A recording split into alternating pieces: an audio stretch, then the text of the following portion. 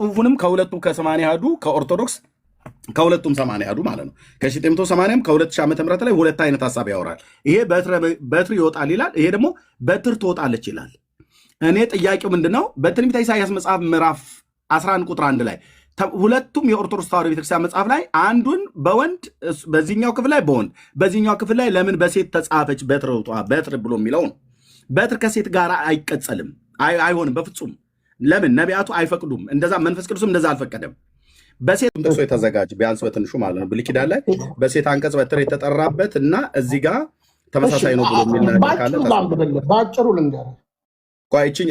እዚኛው ላይ አንተ አውጣውና እስክታወጣ ድረስ እኔ እዚኛው ላይ ልናገርና ከዛ ትቀጥላለህ። ኦኬ ያዘው። እሺ ቆይ አንደኛ የኦርቶዶክስ ስህተቷ እዚህ በትረ መንግስት ማነው ከሴ ግንድ በትር ይወጣል ነው ብላ ያለችው። ይወጣል ብላ በትር ይወጣል ነው ያለችው። በወንድ አንቀጽ ነው የተጠራው። ልብ በሉ የቀድሞ ትርጓሜዋ ላይ ማለት ነው። ኦኬ እዚህ ደግሞ ከሴይ ስር በትር ትወጣለች ነው ያሉት በሴት አንቀጽ። ይሄ በትር ደግሞ የሚባለው የሚቀጸለው በመጽሐፍ ቅዱስ ላይ በተለይ መሲሁን በተመለከተ የሚቀጸለው ይሄ ቃል አሁን በጣም ብዙ በትሮችን ልናይ እንችላለን መጽሐፍ ቅዱስ ላይ። የሙሴ ማነው የዮሴፍም ዘንግ የያዕቆብ ዘንግ በትር ተብሎ ተጠርቷል። በዘንጉ ተብሎ በወንድ አንቀጽ እነዚህ ተጠርቷል። አሁን በሴት አንቀጽ የተጠራውን ቢንያም ያሳየናል። ግን እዚህ ጋር ትንቢተ ኢሳይያስ መጽሐፍ ምዕራፍ 11 ላይ ስንመጣ በትር ብሎ የሚለውና በዘፍጥረት መጽሐፍ ምዕራፍ 49 ቁጥር 10 ላይ ሄደን ስናመጣ በትረ መንግስት ብሎ የሚለው በትንቢተ ኤርምያስ መጽሐፍ ምዕራፍ 30 ቁጥር 20 ላይ እንደዚሁም በትንቢተ ሚክያስ መጽሐፍ ምዕራፍ 5 ቁጥር 2 ላይ ባለው ሲናገር በትር ብሎ የሚለው ቃል ከንግስና ከገዥነት ከእልቅና ከአስተዳደር ጋር የተጻፈ ነው። ስለዚህ ቀጥታ ከመሲሁ ጋር የተገናኘ ነው ማለት ነው። ቀጥታ ከመሲሁ ጋር የተገናኘ ነው። ስለዚህ አባት እኔ ማርያም ከእሴይ ግንድ ተገኝታ ተወልዳ ንጉሱን አልወለደችውም አላልኩም። አዎ አስቀድማ እሷ መወለድ ነበርባት፣ ተወለደች። እሷ ከተወለደች በኋላ ከእሴይ ግንድ በተገኘችው ብላቴና መሲሁ የበትረ መንግስት በእጁ ያለው የገዥም ዘንግ ከእግሮቹ መካከል የሆነው ተወለደ ማለት ነው። ስለዚህ በትረ መንግስት ብሎ የሚለው ቃል ለማርያም ሳይሆን የሚቀጠለው ለኢየሱስ ክርስቶስ ነው የሚቀጸለው። ለምን? በትሩ ያለው ንግስና ያለው ስልጣኑ ያለው ገዥነት ያለው አለቅነት ያለው በጫንቃው ላይ በሱ ላይ እንጂ በማርያም ላይ አይደለም። ስለዚህ የፈለገ ወደናታል ማርያም በሉ፣ ቅዱስ እግዚአብሔር ምስክር ነው። ከላይ አባቶች ሁሉ ይሰማሉ። በትር ብሎ የሚለው ቃል ለማርያም አይቀጸልም። ለምን? ለመሲሁ በተነገረበት ክፍል ላይ አለቅነት፣ ገዥነት፣ ስልጣን፣ አገዛዝ፣ አስተዳደር ነው የሚለው። ይሄው ቃሌ ነው። ተሳስታል ብሎ የሚል ሰው ካለ ማን መጋቢ ብሎ መጥቶ ማውራት ይችላል ከኔ ጋር። ኦኬ እሺ ቢኒ አሳየና ከዛ ወደ እጹብ ወደ ብዙ እሺ አሁንም ኮንክሉዥን ባትሰጥ ጥሩ ነው። ኮንክሉዥን ባትሰጥ ብቻ ተጠቅሷል ባትል ጥሩ ነው። ምክንያቱም ምናልባት የኢትዮጵያ መጽሐፍ ቅዱስ መዝገበ ቃላትንም ብታየው 110 ላይ ብቻ ተሰጠ የሚል ነገር የለውም በነገራችን ላይ። ስለዚህ አንድ 3 ጥቅስ ብቻ ላንብብልህ። በትር የሚለውን አይደል? አዎ በትር። ዘጸአት ምዕራፍ 4 ቁጥር 17 ይህችም ተአምራት የምታደርግባትን በትር በእጅ ይዛት ሂድ። እሺ ቀጥል። ይህችን ተአምራት የምታደርግባትን በትር በእጅ ይዛት ሂድ። በሴት አንቀጽ ተጠቅሳለች። እሺ ስለዚህ በሴት አንቀጽ መጠራቷ ቆይ አሁን ይኸው ለተአምራት በነገራችን ላይ መዝገበ ቃላቱን ጥቅሶቹ ሊያዝና ልቀጥል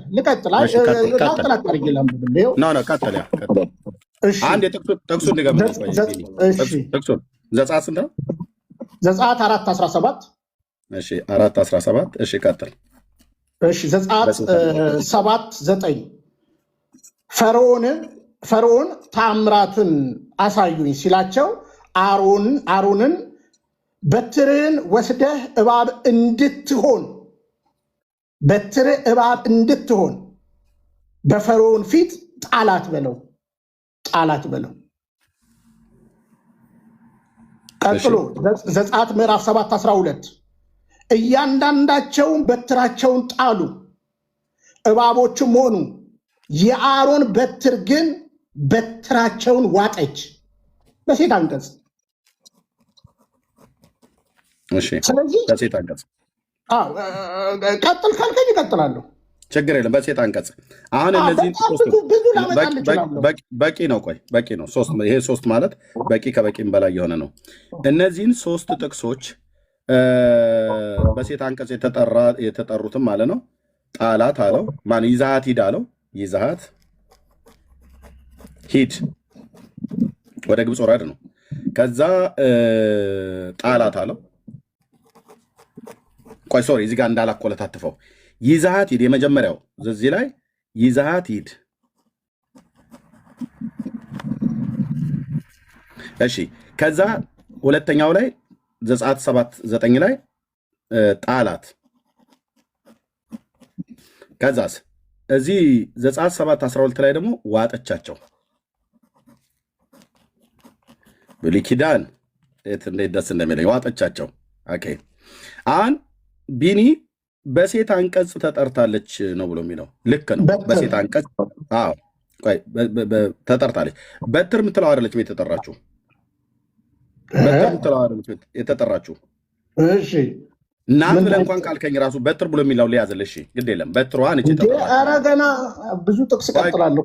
ችግር የለውም። በትር ብላ የምትለዋ ተጠራች። ኦኬ ይህንን ይዛት ሂድ፣ ጣላት፣ ዋጠቻቸው ብሎ የሚለውን ቀጥታ እነዚህን ወስደህ ከትንቢተ ኢሳይያስ መነሻ ካደረግኑ ከምዕራፍ 11 ቁጥር 1 ላይ ካለችው ጋራ በትር ትወጣለች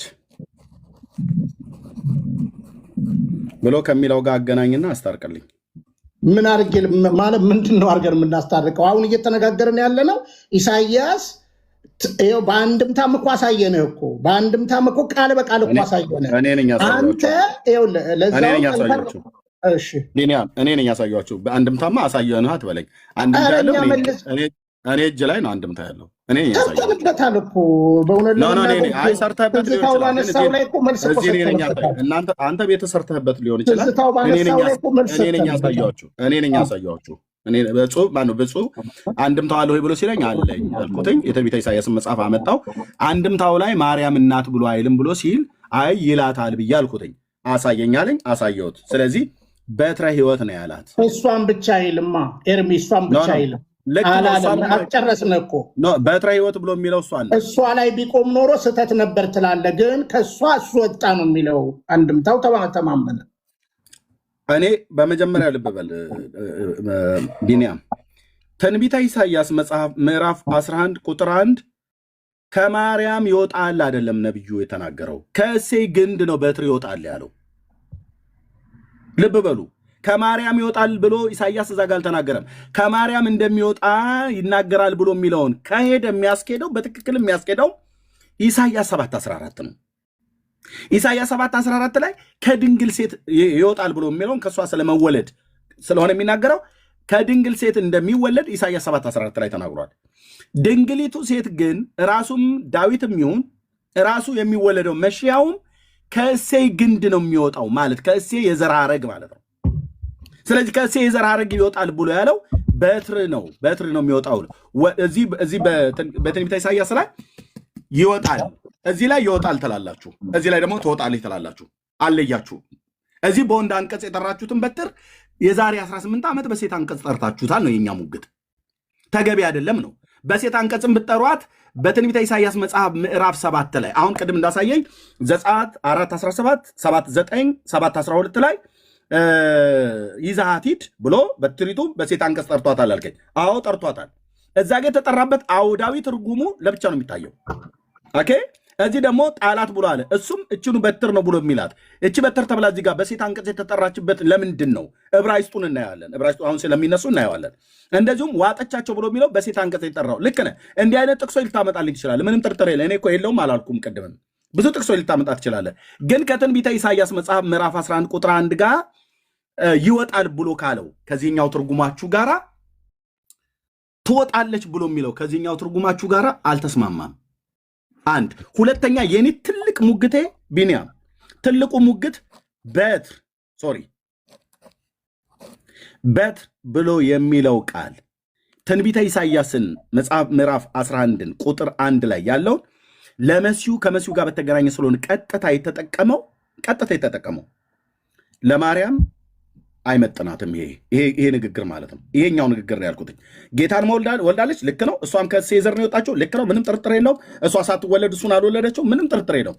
በትር ብሎ የሚለው ቃል በትንቢተ ኢሳይያስ መጽሐፍ ምዕራፍ 11 ኢሳይያስ 11 1 ዘፍጥረት 49 ቁጥር 10 እና እነኝን በመሳሰሉ ቦታ ላይ በትር ተብሎ የተተረጎመው ላይ ቀጥታ ገዢነት፣ አለቅነት፣ ስልጣን፣ አስተዳደር፣ ዙፋን፣ መንግስት ማለት ነው። ኦኬ። ስለዚህ ከእሴይ ግንድ የወጣው በትር ከእሴይ ግንድ የተገኘው ንጉስ እሱ እንጂ የንጉሱ እናት አይደለችም። ይሄ ትክክል አይደለም ያልን ያለ ነው። እሺ እንግዲህ ራስም እየመለስከው ነው። ስለ መውጣት እየተናገረ ባለው ነገር እያወራን ያለ ነው። በትር የሚለው ቃል እሷ ሳትኖር እሷ በጣም እያልክ መልሰ እየመለስከው እኮ ነው ይሄን ነገርና እኔ እንደዛ አላልኩም። እሷ ሳትኖር እሷ አይወጣም ምናምን ነገር አለቀ። እሱ ካይደለ እኔ አሁን አንተ የምትለውንም እኮ ከየትም ማለት አሁን እውነት መዝገበ ቃላቱንም ቆም ብለህ ብታያቸው እኔ ከየት እንደምተረጉመው በትር የሚለው ቃል መዝገበ ቃላቱን ላምጣው። እሺ ቢኒ የኢትዮጵያ መጽሐፍ ቅዱስ መዝገበ ቃላት እንግዲህ ብቻ የሚል ተሰጥቶት ከሆነ ብቻ አይደለም ቃሉ ቀጥታ እኔ ላንብብልህ ይኸው አለኝ እንጂ ትችላለህ። እሺ አንብበው። እኔም ጋር ስላለ ችግር የለውም። ይኸውልህ በትረ መንግስቱ የሚለውን ቀጥሎ እንደገና በትር አሁን እየተነጋገርን ያለው ገጽ ስንት ነው ቢኒ? 110 ኦኬ ልክ ነው። 110 ላይ ማለት ነው።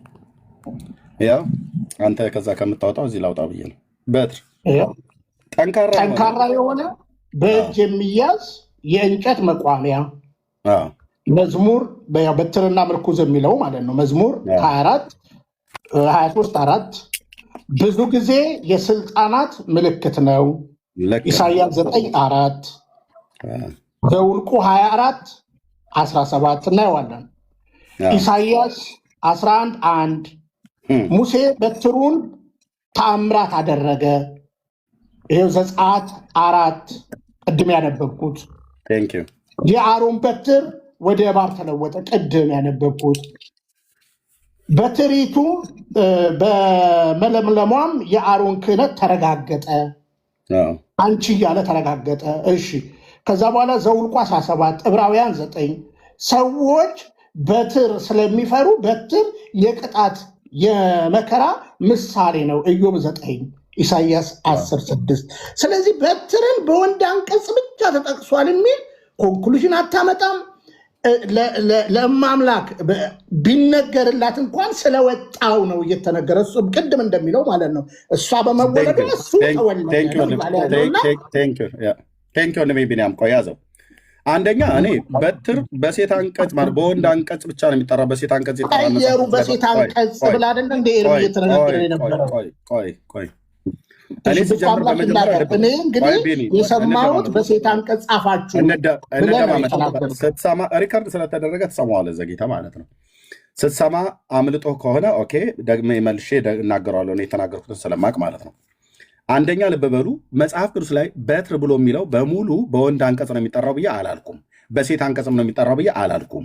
በሴት አንቀጽ በትር እንደሚጠራ አሁን ቢኒ የጠቀሰልኝ የዘጸአት መጽሐፍ ምዕራፍ 4 ቁጥር 12 እና ሌሎችም ተመሳሳይ 7:12 ላይ እንደዚህ ያሉትን ቃላቶች ሙሴ በትሪቱን ጣለ፣ በትሪቱ እባብ ሆነች፣ በትሪቱ ዋጠቻቸው ብሎ የሚለውን ቃል ጠፍቶኝ አይደለም፣ በእውነት ጠፍቶኝ አይደለም። እና ቢኒ ግን ስላሳየን ቴንኪው መዝገበ ቃላቱ ላይ እዚህ ጋር ስለሚያገኘው ማለት ነው። ኦኬ እኔ ታዲያ እየተናገርኩ የነበረው ቅድም ልብ በሉ በትንቢተ ኢሳይያስ መጽሐፍ ምዕራፍ 11 ላይ እና እንደዚሁም በዘፍጥረት መጽሐፍ ምዕራፍ 49 ቁጥር 10 ላይ ባለው ለነገደ ይሁዳ በተነገረው ትንቢት ውስጥ በትረ መንግስት ከይሁዳ አይጠፋም የገዢም ዘንግ ከእግሮቹ መካከል ገዢ ሆኖ እስኪመጣ ድረስ ብሎ ይላል። አየ በትረ መንግስት ነው ብሎ የሚለው ያ በትረ መንግስት ማለት ንግስና፣ አለቅነት፣ ገዢነት፣ አስተዳደር መሆኑን ሙሴ በህጉ ላይ በቶራ ላይ ተናግሯል ማለት ነው። አሁን ታዲያ መዝገበ ቃላቱ ሲመጣ እኔ ጠቀስኩትን ቆሜ ትንቢተ ኢሳይያስ መጽሐፍ ምዕራፍ 11 ላይ የአንድምታው ትርጓሜንም ሄደን ስናየው በኩረ ጽሑፉንም ከሁለቱም ከ80 አሐዱ ከኦርቶዶክስ ከሁለቱም 80 አሐዱ ማለት ነው ከ1980 ከ2000 ዓመተ ምህረት ላይ ሁለት አይነት ሐሳብ ያወራል። ይሄ በትር ይወጣል ይላል፣ ይሄ ደግሞ በትር ትወጣለች ይላል። እኔ ጥያቄው ምንድነው? በትንቢተ ኢሳይያስ መጽሐፍ ምዕራፍ 11 ቁጥር 1 ላይ ሁለቱም የኦርቶዶክስ ተዋሕዶ ቤተክርስቲያን መጽሐፍ ላይ አንዱን በወንድ በዚህኛው ክፍል ላይ በወንድ በዚህኛው ክፍል ላይ ለምን በሴት ተጻፈች በትር ብሎ የሚለው ነው። በትር ከሴት ጋር አይቀጸልም፣ አይሆንም በፍጹም።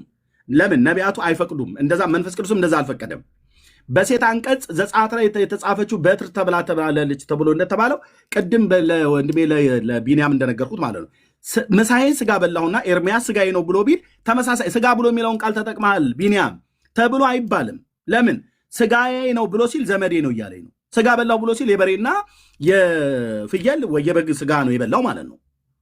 ስጋ ብሎ የሚል ቃል ብቻ በአንድነት የሆነ ቦታ ላይ ስለተገናኘ እሱን አምጥቶ መተርጎም አግባብ አይደለም። ስለዚህ በትር ትወጣለች ብሎ የሚለውን የዘጸአት መጽሐፍ ምዕራፍ 4 ላይ ያለውን ቁጥር 12 ላይ በትሪቱን ይዛት ሂድ፣ በትሪቱን ጣላት፣ በትሪቱ ዋጠቻቸው ብሎ የሚለውን ቀጥታ ከትንቢተ ኢሳይያስ መጽሐፍ ጋር በትሪቱ ወጣች ብሎ ለመተርጎም ነቢያቱ አልተጠቀሙትም። በኩረ ጽሑፉ ላይ የለም። ካለ ዕብራይስጡን ያሳዩናል በኋላ ማለት ነው። ስለዚህ እኔ ከተናገርኩት ቃል ጋር ነው መጽሐፍ ቅዱሱ መዝገበ ቃላት የሚስማማው። ልብ በሉ። ይኸው ቢንያም ያነበበውን ደግሜ ላንብበው። ጥሩ አድርጎ ነው ያነበበው። ጠንካራ የሆነ በእጅ የሚያዝ የእንጨት መቋሚያ መዝሙር 23 ቁጥር 4 በትርህና መርኩዜ እነሱ ያጽናኑኛል ብሎ ያለው ማለት ነው ነቢየ እግዚአብሔር ዳዊት። ብዙ ጊዜ ይላል የስልጣን ምልክት ነው። ልብ በሉ። እኔ የተናገርኩትኝ ብዙ ጊዜ የስልጣን የገዢነት የአስተዳደር የንግስና ምልክት ነው። ነቢያቱ ሲናገሩት በጣም ብዙ ጊዜ የተናገሩት ማለት ነው። ኢቭን እንኳን ራሱ ሙሴ እንኳን ዘጸአት መጽሐፍ ምዕራፍ 4 ቅድም ቢኔ የጠቀሳቸው 3ቱን ጥቅሶች እሱ እንኳን ወደ ፈርዖን ይዘህ ሂድ ብሎ ሲለው ስልጣንን፣ ገዢነትን፣ የበላይነትን ነው የሚያሳየው ማለት ነው። ኦኬ። ለዚህ ነው ጣላት ብሎ እያለ ያለው ታምራትን የምታደርግባት በትር እያለ ያለው ታምራትን አድርጎ የአማቱን የዮቶርን በጎች በሚጠብቅበት በዛው በትር እኮ የአማቱን የዮቶርን በጎች እኮ ክስ እያለ ይነዳበት ነበር። በዛው በትር ማለት ነው። ጣላት አለው፣ ጣለ። እባብ ሆነች። አንሳት አለው፣ አነሳ። እጁን ወደ ብብቱ ጨምራል፣ ጨመረ። በልችን በትር ይዛት ሂድ አለው። ታምራት የምታደርግባት በትር ናት ብሎ ማለት ነው። ኦኬ።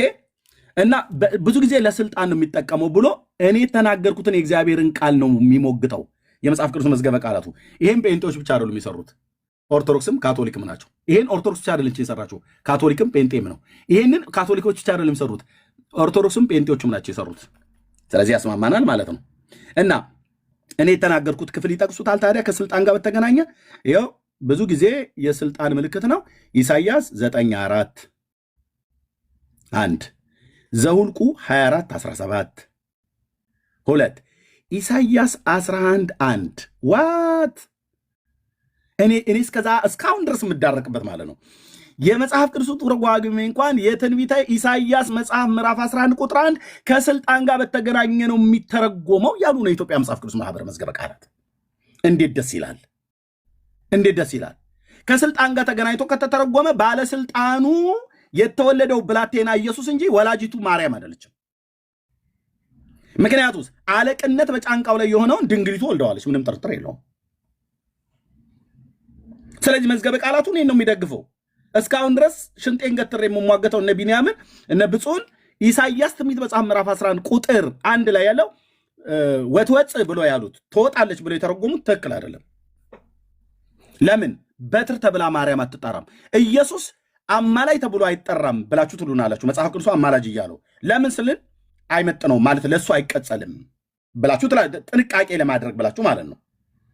ኦኬ። ታዲያ ለእሱ አማላጅ ብሎ የሚለውን ሲጀምር መጽሐፍ ቅዱሱ ተናግሮታል። መጽሐፍ ቅዱሱ የተናገረውን ነው ተክዶ ለኢየሱስ አማላጅ ብሎ የሚለው ቃል ለእሱ አይመጥነውም ለፍጡር ነው የሚቀጸልለት ብላችሁ ካላችሁ በትር ብሎ የሚለው ቃል ለማርያም አይቀጸልለትማ። ለምን? በትር ብሎ የሚለው ብዙ ጊዜ ስልጣንን ነው የሚያመለክተው። ገዥነት፣ አለቅነት፣ ንግስና፣ ዙፋንን ነው የሚያመለክተው። ይሄ ደግሞ ቀጥታ ኢሳይያስ መጽሐፍ ምዕራፍ 11 ቁጥር 1 ላይ የተናገረው እንደውም እግዚአብሔር ባርክ ቢኒ፣ እኔ መዝገበ ቃላቱን እንደውም አላየሁትም ነበር፣ ገና ከሼልፍ ላይ ነው እጅ ያወረድኩት።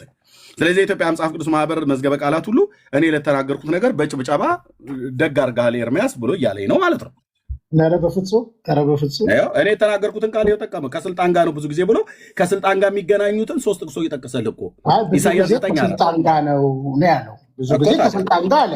ስለዚህ አሁን ወደ ኢሳይያስ ምዕራፍ 11 ከመውጣት ጋር ቅድም እኮ ተነጋገርን እኮ አይወጣም እሷ ብቻ ነች ቢል ኖሮ ግን ይህ አይደለም ከሷ አስወጣ። ምክንያቱም እንዳትሳሳት። ቆይ እዚህ ጋር አንድ ነገር ልናገር።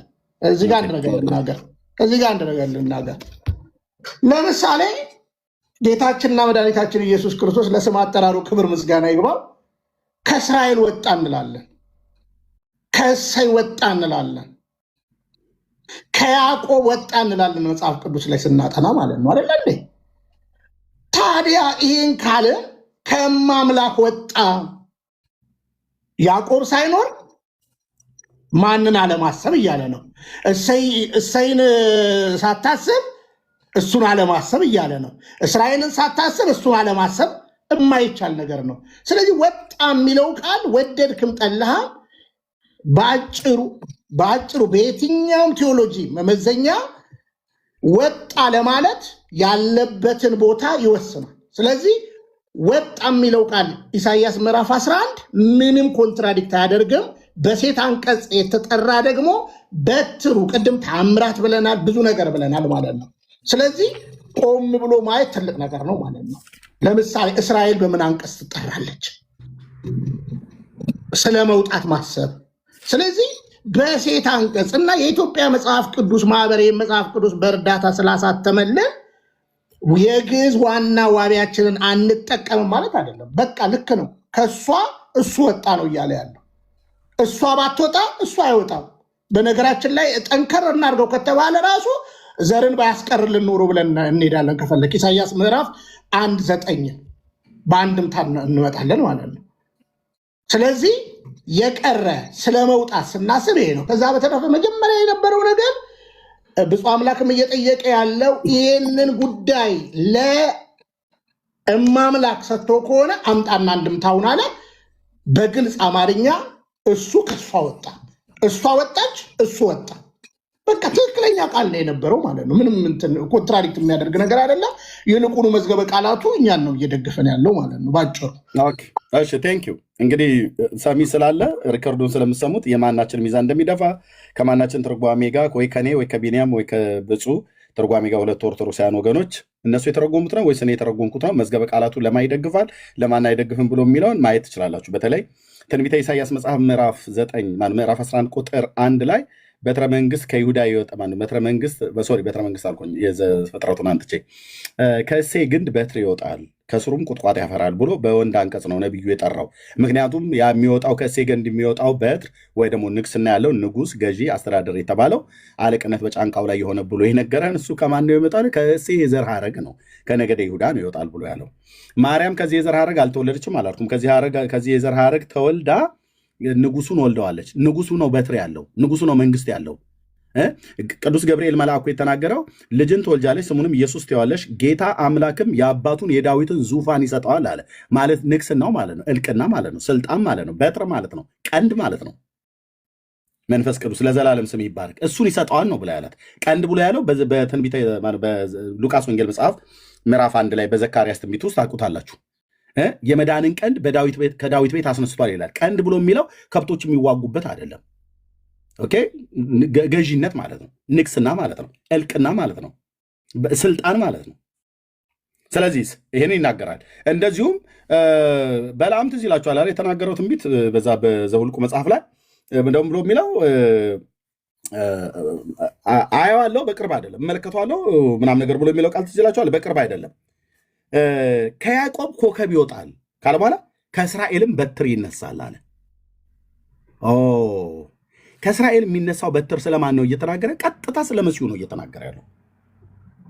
ከእስራኤል በትር ይነሳል ማለት ንግስና ማለት ነው። ንጉስ፣ ኃይል፣ ገዢ፣ ስልጣን፣ አስተዳደር ማለት ነው። ይወጣል ብሎ የሚለውን ቃል ብንጠቀም ምንድነው ክፋቱ አለ ቢኒ ማለት ነው። ኦኬ፣ አሁንም መልሰ እየመለስክልን ነው። በነገራችን ላይ ይወጣል የሚለው ርስ ያው ወደኛ ሀሳብ እየመጣህ እኮ ነው። ላሳይን። እኔ ምንም የመጣሁት ነገር እናንተ ነው ወደ እኔ የማመጣው። ምን ተናግረህ አመጣለሁኝ? ካመጣሁ የተናገርከውም ካለ እናያለን ማለት ነው። በትንቢተ ኤርምያስ መጽሐፍ ምዕራፍ 30 ቁጥር 20 ላይ የአምላኬ እግዚአብሔር ቃል እንደዚህ ብሎ ይናገራል። ቴንክ ዩ ሎርድ።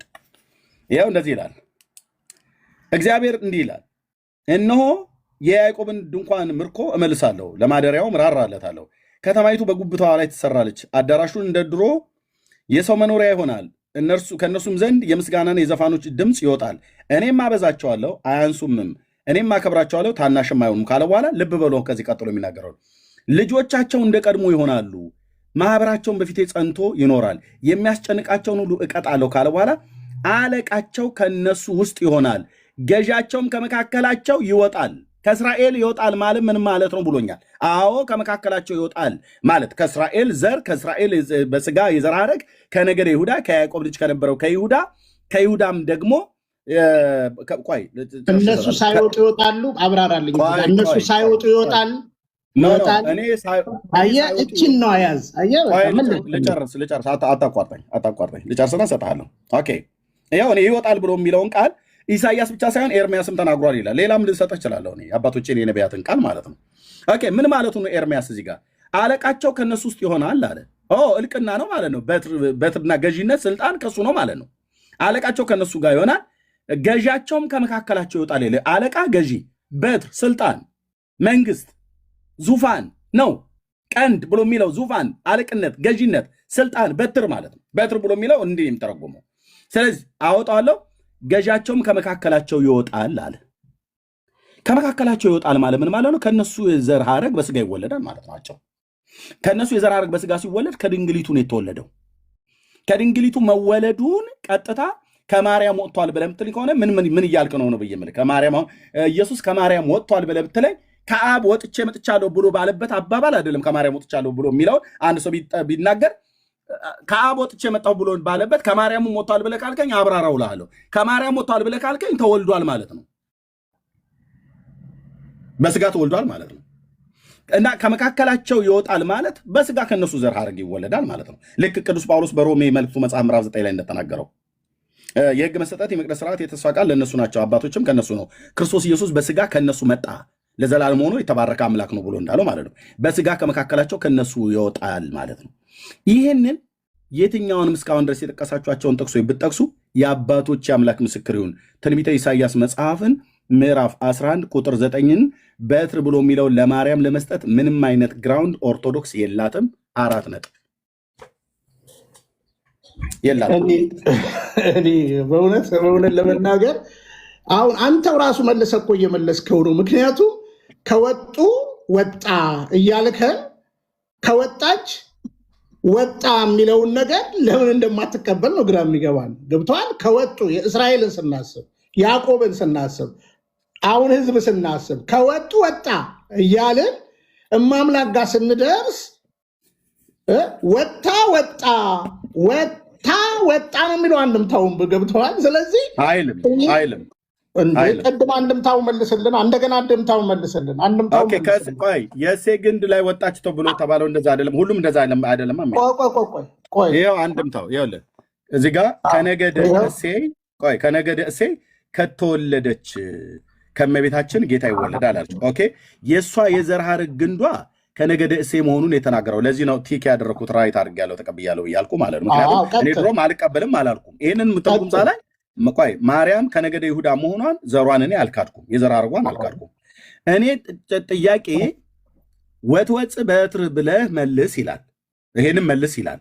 ወትወፅእ በትር ብሎ ያለውን የግዕዙን ይሄኛውን ቃል ማለት ነው። የግዕዙን ወትወፅእ በትር እምስርወ እሴይ፣ ከእሴይ ስር በትር ትወጣለች ነው ትርጓሜው። እውነት ነው። ኢሳያስ አላለማ። ቆይ በነገራችን ላይ ቆይ እንግዲህ ኢትዮጵያዊ ጃንደረባው ይፈርደናል ማለት ነው። አሁን እኔ አንድምታውም ልክ ነው፣ አንተ ልክ አይደለህም። ወጣ የሚለውን ነገር ልክ ቁራን ከሰማይ ወረደ ልትለን ነው እንዴ? ልክ እንደዚህ ቃሉ ላይ ቆመ በመሞገት ይሄው ቃሉ ላይ ቆናውንም እየተናገርኩ ያለሁት ይሄው አሁን አንተን የከፈትከው አንድምታውን ይሄው ኢሳይያስ ሳትወጣ አይወጣም። በትር በሴት አንቀጽ ተጠቅሳለች። ሌላም ቦታ አሳየው፣ ብዙ ቦታ ላሳይ ይችላለሁ። ኢሳይያስ 11:1 ላይ በትር በሴት አንቀጽ አልተጠራችም። ይኸውልህ በአጭር አማርኛ አሁን ማስረግጬ የምነግርህ እኛ ፕራዮሪቲ የምንሰጠው ለግዕዝ ቃላችን ለግዕዝ እናንተ የፈለጋችሁትን ስጡ። ግን እኔ ደግሞ ቆይ ልንገርህ እንዳትዘነጋው ስለ ኢትዮጵያ እንዳትዘነጋ። ስለዚህ እኛ ፕራዮሪቲ ቅድሚያ እንሰጣለን ለግዕዝ ብንል ይሄ የኛ እምነት ነው። ገብቷል? መረጃ አለን። ብታምንም ባታምንም አሁን ራሱ እድል ከሰጠኸኝ ፕራዮሪቲ የሚሰጡ የፕሮቴስታንት ፓስተሮችን ላሳይ ይችላለሁ።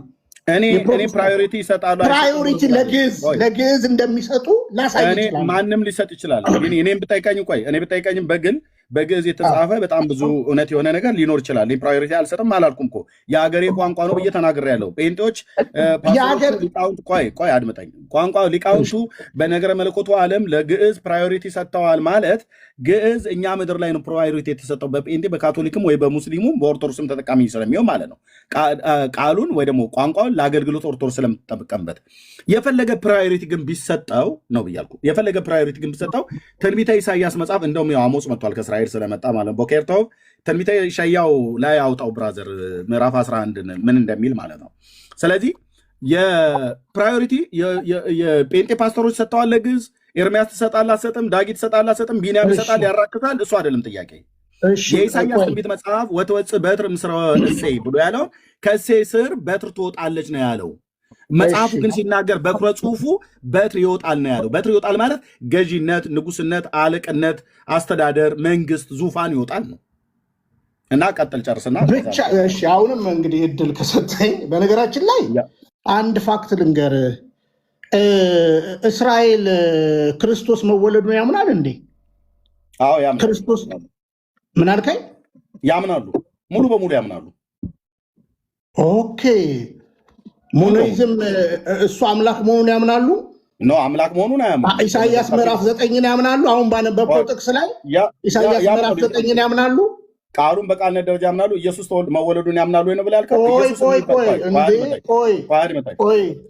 አሁን እንደ ቴዎሎጂ እንደቀመሰ ሰው እናውራ። ቢኒ ጫጫታ እንዳናደርገው ጥያቄ ጠይቀኛል። አጭር ሰጥቼ አጭር መልሼ እሰጥሃለሁ። እስራኤላዊ ሆኖ ኢየሱስ ክርስቶስ የሚባል አምላክ ሰው በምድር ላይ እንደተወለደ የሚያምኑ ጥቂቶች አሉ። ቅሬታዎች በዘመናቸው መካከል ዛሬም አሉ፣ ድሮም ነበሩ። እነ ጳውሎስን ጨምሮ ሌሎች ሐዋርያት በመሲሁ በክርስቶስ ኢየሱስ ያመኑቱ አምላክም ሰው መሆኑን የሚያምኑ አሉ። እንደዚሁም ደግሞ እስራኤላዊ ሆኖ ቤንጃሚን ኔታንያሁ ጠቅላይ ሚኒስትሩ እኮ ኢየሱስ ክርስቶስ የሚባል ሰው ነው ብለው የሚሉት እነሱ ልክ ነው። ሰው ብቻ አይደለም ግን አምላክ ነው። ግን አይሁዳዊ ሰው ነበረ፣ በታሪክ ውስጥ ነበረ ብለው እነ ዮሴፍ ወልደ ኮሬን ሁሉ ጭምር ሳይቀር የታሪክ መጽሐፍ ጸሐፊዎቻቸው አሁን ያሉት አይሁዳውያን በታልሙዶቻቸው ላይ ኢየሱስ የሚባል ሰው እንደነበረ እኮ ያውቃሉ። የተወለደው አወላለዱ አንዳንዶቹ ሴተኛ አዳሪ ነች የወለደችው ብለው ይበሉ እንጂ ትክክል ባይሆኑ የዮሴፍ ልጅ ነው ብለው እኮ ያምናሉ። አሁንም ጭምር ያሉት ግን አሁን የዮሴፍ ልጅም ይሁን የማርያም ልጅ እነሱ ሴተኛ አዳሪ ናት፣ ተራ ሴት ነች ምናምን ነገር ብለው ቢያራክሱም የፈለጋቸውን ይበሉ። እኛ ተራ ሴት አልወለደችውም፣ ሴተኛ አዳሪ ሴት አልወለደችውም፣ ድንግል ሴት ነች የወለደችው። መጽሐፍቶቻችን የሚመሰክሩት እኛም ይሄን ቆሜን ሞግተው ማንም ኦርቶዶክሳውያንም ጴንጤም ቢሆን አይሁድን የኔን ያህል የሞገተ የለም፣ የኔን ያህል እንደዚህ እስከዛሬ ድረስ ያወራቸው የለም። ልክ ነው፣ የፈልጉትን ያወሩ መብታቸው ነው። ግን ኢየሱስ ክርስቶስ የሚባል በታሪክ ውስጥ እስራኤል ምድር ላይ ተወልዶ የነበረ ሰው እንደነበረ ማንም አይሁዳዊ አይክድም። ማንም አይሁዳዊ ስሙን አይጥሩት፣ አምላክ መሆኑን አይመኑት እንጂ ሁሉም ያምናሉ፣ ሁሉም ያውቃሉ። ማለት ያምናሉ ማለት ኢየሱስ ክርስቶስ የሚባል በታልሙዳቸው በታሪካቸው ውስጥ የዛሬ 2000 ዓመት የነበረ ሃይማኖታችንን ያሳሳተ ነው፣ በግብፅ ጠንቆላ ነው ታምር ያደረገው ብለው የፈለጉ ያራሱ፣ የራሺ ተማሪ ነው የፈለገ ብለው ይበሉ፣ የፈለጋቸውን ይበሉ። በዚህ አንደነግጥም፣ በዚህ ትጥቃችን አይፈታም። ግን ኢየሱስ የሚባል ሰው በምድር ላይ እንደነበረ ቤንያሚን ኔታንያሁ ያምናሉ። ስለዚህ ኢየሱስ እንደተወለደ ያምናሉ የብለህ ካልከኝ አሁን እንደተወለደ ያምናሉ። አወላለዱን ግን እኔ እናንተ ድንግል ሴት እንደወለደችው አያምኑ። አምላክ መሆኑን እኔ እናንተ እንደምናምን እነሱ ግን አያምኑ። የሚያምኑ አሉ፣ የማያምኑ አሉ። እሺ እዚህ ጋር አሁን እድል ከሰጠኸኝ እንግዲህ እኔ ኢሳያስ ምዕራፍ 9 መለስክልኝ። አንተ እንደማያምኑ መለስክልኝ። እንደማያምኑ መወለዱንማ አንድ እስራኤላዊ ምኑና እንደማያምኑ መለስክ ብለህ ምትለኝ እንዴ? አምላክ መሆኑን ያምናሉ። የተወሰኑት ያምናሉ በክርስቶስ ኢየሱስ ያመኑት ቅሬታው ትውልድ አለ እግዚአብሔር በዘመናት እንደ እስራኤል ነው እየተነጋገርን ያለ ነው። እንደ እስራኤልማ ከሆነ አምላክነቱን የማያምኑ አንድ ማዕት መወለዱን ግን የሚያምኑ አሉ። ሰው መሆኑን ያምናሉ። አምላክ መሆኑን መወለዱም በስነ መለኮትም ስንማር መወለዱንማ አይሁዶች ያምናሉ። የተወለደው ግን የጠየቀኝ ግን ቀደም አይሁዶች መወለዱን ያምናሉ የናልከው ባይደዌ እማምላክ ወላዲተ አምላክ ድንግል ትጸንሳለች፣ ወንድ ልጅም ትወልዳለች። ሕፃን ተወልዶልናል። በሌላ ቦታ ላይ ወንድ ልጅም ተሰጥቶናል። አለቅነት በጫንቃው ላይ ይሆናል። አንዴ ቢኒ ትቀጥላለህ። አንተ ነው የምትቀጥለው። አሞጽ ትንቢተ ኢሳይያስ መጽሐፍ ምዕራፍ 11 ቁጥር 1 ብቻ አንብብልኝ። ስራ ላይ ስለሆንክ እንዴት አደርክ ቦኬርቶቭ ብያለሁ። ኢሳይያስ 11ን አውጣና ቁጥር 1 ላይ ብቻ ዕብራይስጡ ምን እንደሚል በሴት አንቀጽ ነው በትር ብሎ የሚለውን ያለው ይወጣል ብሎ ያለው ስለ መሽያው ዛጋ የተናገረው እሱ ንገረና ከዛ ስራም ካለ ትሄዳለህ። ቴንክ ዩ ወንድምነት። ከዛ ቢኒ ትቀጥላለህ። ያ ጋይድ አንድ ሰከንድ ብቻ በኩረ ጽሁፉን ስሙልኝ ወንድሞቼ እና እህቶቼ። አሁን ዕብራይስጡ ማለት ነው የጴንጤም የኦርቶዶክስም ተረት ቢሆን አፈርደችን የምናስገጠው በኩረ ጽሁፉ ምን ይላል? ዕብራይስጡ ምን ይላል? የመጨረሻው ምስክር እሱ ነው። እሺ እኛም አስምርልን እኔም ልናገር አንድ ነገር ልናገርና እኛ እሰጥሃለሁ። እሱ ያንብብና እሰጥሃለሁ። ኮንክሉዥን አትስጣ። አንተ ነህ የምታወራው። አንብቦ በመድኃኒዓለም በቃ እንዳትረብሽ ቢኒ። እሱ ያንብበውና ለአንተ ነው የምሰጠህ። እኔ አላወራም። እሱ ያንብብና ለአንተ ቀጥታ እሰጥሃለሁ። ማንም ቴንክ ዩ እንደማመጥ ሚዩት አድርገው። ቢኒያም ይናገራል። እሺ በጌታ ስም አነበዋለሁ። ויצא חתר בגזע ישי ונצר ሚሾሬሽ ይፍራ።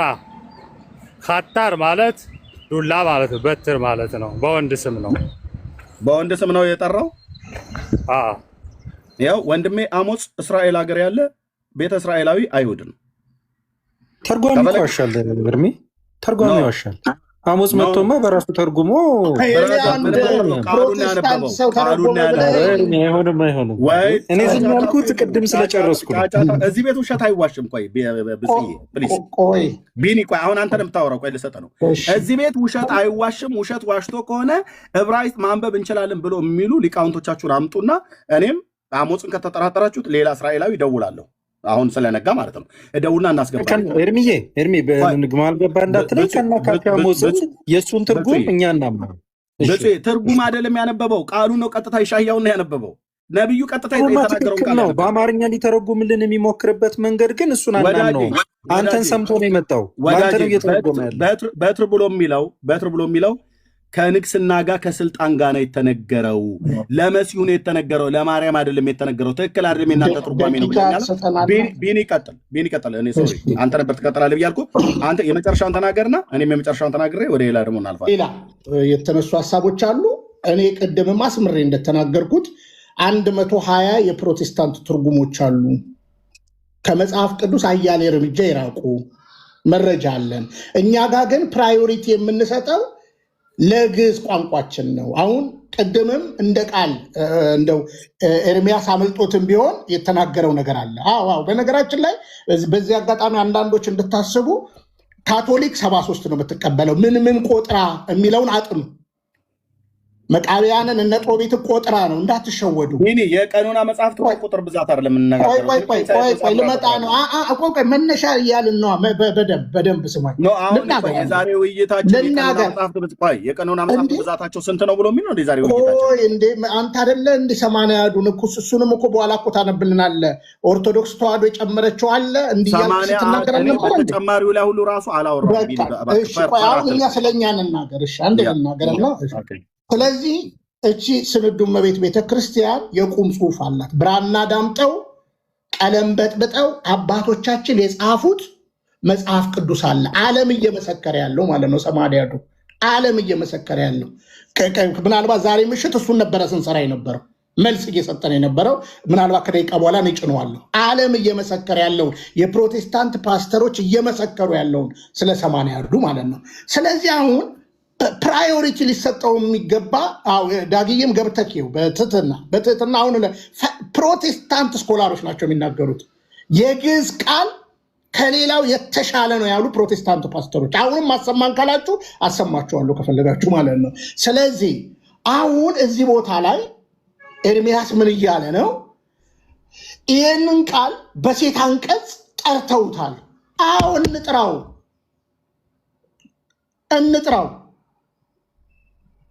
የጠራ ነው። ከየት ወስደን ነው? ከግዕዝ ወስደን ነው። እዛ ላይ ግን እማምላክ ነች ከሷ የወጣው ብሎ ነው እየተናገረ ነች ብሎ 4 ነጥብ አልዘጋም እያለን ነው። በቃ በዚህ እኮ ተሸንፏል ኤርሚያስ ማለት ነው በግልጽ አማርኛ በዚህ ቃል ብቻ። ቀጥሎ ምን ይላል? እሷ ባትወለድ እሷ አይወለድም። በቃ አለቀ። አሁን ብቻ የሚለውን ቃል ቅድም አፍርሰናል በነገራችን ላይ ብቻ ስለማይል ማለት ነው። ስለዚህ አሁን ለግዕዝ ፕራዮሪቲ ሰጣለን። በጣም እንዳትረሱት በዘፍጥረት ምዕራፍ 2 ላይ አገር ሳይባል አገር ተብላ የተጠራችው ኢትዮጵያ ነች። እንዳትረሱት። ከግብፅ ንጉስ ቀጥሎ ከእስራኤል ንጉስ በፊት የኢትዮጵያ ንጉስ እንዳለ በመጽሐፍ ቅዱስ ላይ እናሳያቸዋለን። እንዳትረሱት። የሙሴ 3ኛ ሚስት ኢትዮጵያዊት ናት። እንዳትረሱት። ኧረ ጠንከር ያለ ነገር ወደኋላ ብንሄድ ኢትዮጵያዊ የሚል እንዳትረሱት። ቤኒ ለምን ልጨርስ አንዴ ልጨርስ ደቂቃ ወይ አንዴ ሰማኝ። ለምንድን ነው ርዕስ ጠብቀን የማታወራው ቢኒያም?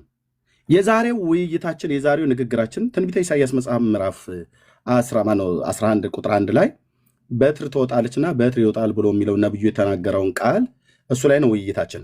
ዛሬ የቀኖና መጽሐፍት ብዛታቸው ስንት ነው ብሎ የሚል አልነበረም። ግን አንተ ካነሳው ዘንዳ የቀኖና መጽሐፍት በኢትዮጵያ ኦርቶዶክስ ክርስቲያን 81 ነው አይደለ? መጽሐፍታችሁ ብዛቱ የካቶሊክ 72 ነው ብለኸኛል ቀደም።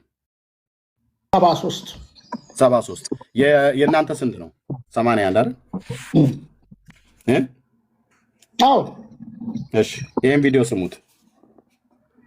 80 መጽሐፍትን ወይ 80 አሐዱ ብላ ነው የምትቀበለው። ግን መጽሐፍቱ ስናይ 73 መጽሐፍቶች እንዳሉት ነው የምናየው። የመጽሐፍ ቅዱስ ጥራዝ የሚባለው ጥራዙ ላይ ማለት ነው 80 አሐዱ ተብሎ የሚሰጠን ላይ ያለው 73 መጽሐፍት ነው። ሳይሟላ መጽሐፉ ራሱ 80 አሐዱ ነኝ ይላሉ። ሳይሟላ እንዴት 80 አሐዱ ይባላል የሚለው የብዙ ሰው ጥያቄም ነው። ልክ ነው። እዚያ ላይ 81 አይሞላም። 8 መጽሐፍት አልተካተቱም። ከብሉይ ኪዳንም ሌላ አለ አንድ የቀረ 9 መጽሐፍት አልተካተቱም። እና ከብሉይ ኪዳን የቀረው ዮሴፍ ወልደ ኮርዮን የሚባል ነው። ለብቻውን ዜና አይሁድ ተብሎ ለብቻው ተጽፎ ይገኛል በቤተክርስቲያን። ከሱ ውጭ ያሉት ሌሎች አሉ በዛ ጥራዝ ውስጥ። ያ ያልተካተተው በኋላ የሚመጣ ነው። ልብ በሉኝ፣ ሊቀ ሊቃውንት ናቸው። ወንድማችን ቢንያም ምን አለ? 80 አሐዱ ነው ኦርቶዶክስ አለ። 81 አሐዱ የሚባል መጽሐፍ ኦርቶዶክስ የላትም። ቁጥሩ ራሱ በተለምዶ 81 ይባልም 73 ነው እያለ ነው። አየው፣ ቁጥሩ አልተገናኘም ማለት ነው። 9 መጽሐፍ ያልተጻፉ አሉ። የአንድ ግለሰብ ጆሴፍ ወልደ ኮርዮን ልጨርስ እሰጥሃለሁ። ጆሴፍ ወልደ ኮርዮን ጨርሼ ቪዲዮን ጨርሼ እሰጥሃለሁ። ጆሴፍ ወልደ ኮርዮን የተባለው የጻፈው የአይሁድ የታሪክ መጽሐፍ ነው። የዜና አይሁድ አለኝ፣ መጽሐፉን አመጣላችኋለሁ። ከመጽሐፍ ቅዱስ እኩል መጨመር አለበት ተብሎ የተባለው መጽሐፉ እጄ ላይ አለ፣ አስመጥቼዋለሁ። ቴንኪዩ ወገኖቼ፣ በዚህ አጋጣሚ መጽሐፍቶችን ስለምገዙልኝ። ቢኒ አሁን 80 አሐዱ ነው ብሎ አለን። ኦኬ ሊቁ ምን እንደሚል እንስማና ከዛ ቢኒ ይቀጥላል። ያው ሶሪ አሁን እንደገለጹት የኢትዮጵያ ኦርቶዶክስ ቤተክርስቲያን 81 መጽሐፍትን ወይም ደግሞ 80 አሐዱ ብላ ነው የምትቀበለው። ግን መጽሐፍቱ ስናይ 73 መጽሐፍቶች እንዳሉት ነው የምናየው። የመጽሐፍ ቅዱስ ጥራዝ የሚባለው ጥራዙ ላይ ማለት ነው 80 አሐዱ ተብሎ የሚሰጠን ላይ ያለው 73 መጽሐፍት ነው። ሳይሟላ መጽሐፉ ራሱ 80 አሐዱ ነኝ ይላሉ። ሳይሟላ እንዴት 80 አሐዱ ይባላል? ጎዶሎ ነው ማለት ነው። ልክ ነው። እዚያ ላይ 81 አይሞላም። 8 መጽሐፍት አልተካተቱም። ልብ በሉ፣ ጎዶሎ መጽሐፍ ሰጥታ ነው ቁጥር ብቻ ጽፋ የሰጠችው ቤተክርስቲያኒቱ። ልብ በሉ፣ በራሷ ሊቃውንቶች ንግግር። ሶሪ 80 አሐዱ ተብሎ የሚሰጠን ላይ ያለው 73 መጽሐፍት ነው። ሳይሟላ መጽሐፉ ራሱ 80 አሐዱ ነኝ ይላሉ።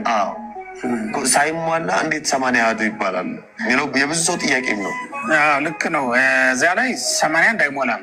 8 መጽሐፍት አልተካተቱም። እዚያ ላይ ከብሉይ ኪዳንም ሌላ አለ አንድ የቀረ 9 መጽሐፍት አልተካተቱም እና ከብሉይ ኪዳን የቀረው ዮሴፍ ወልደ ቆሪዮን የሚባል ነው።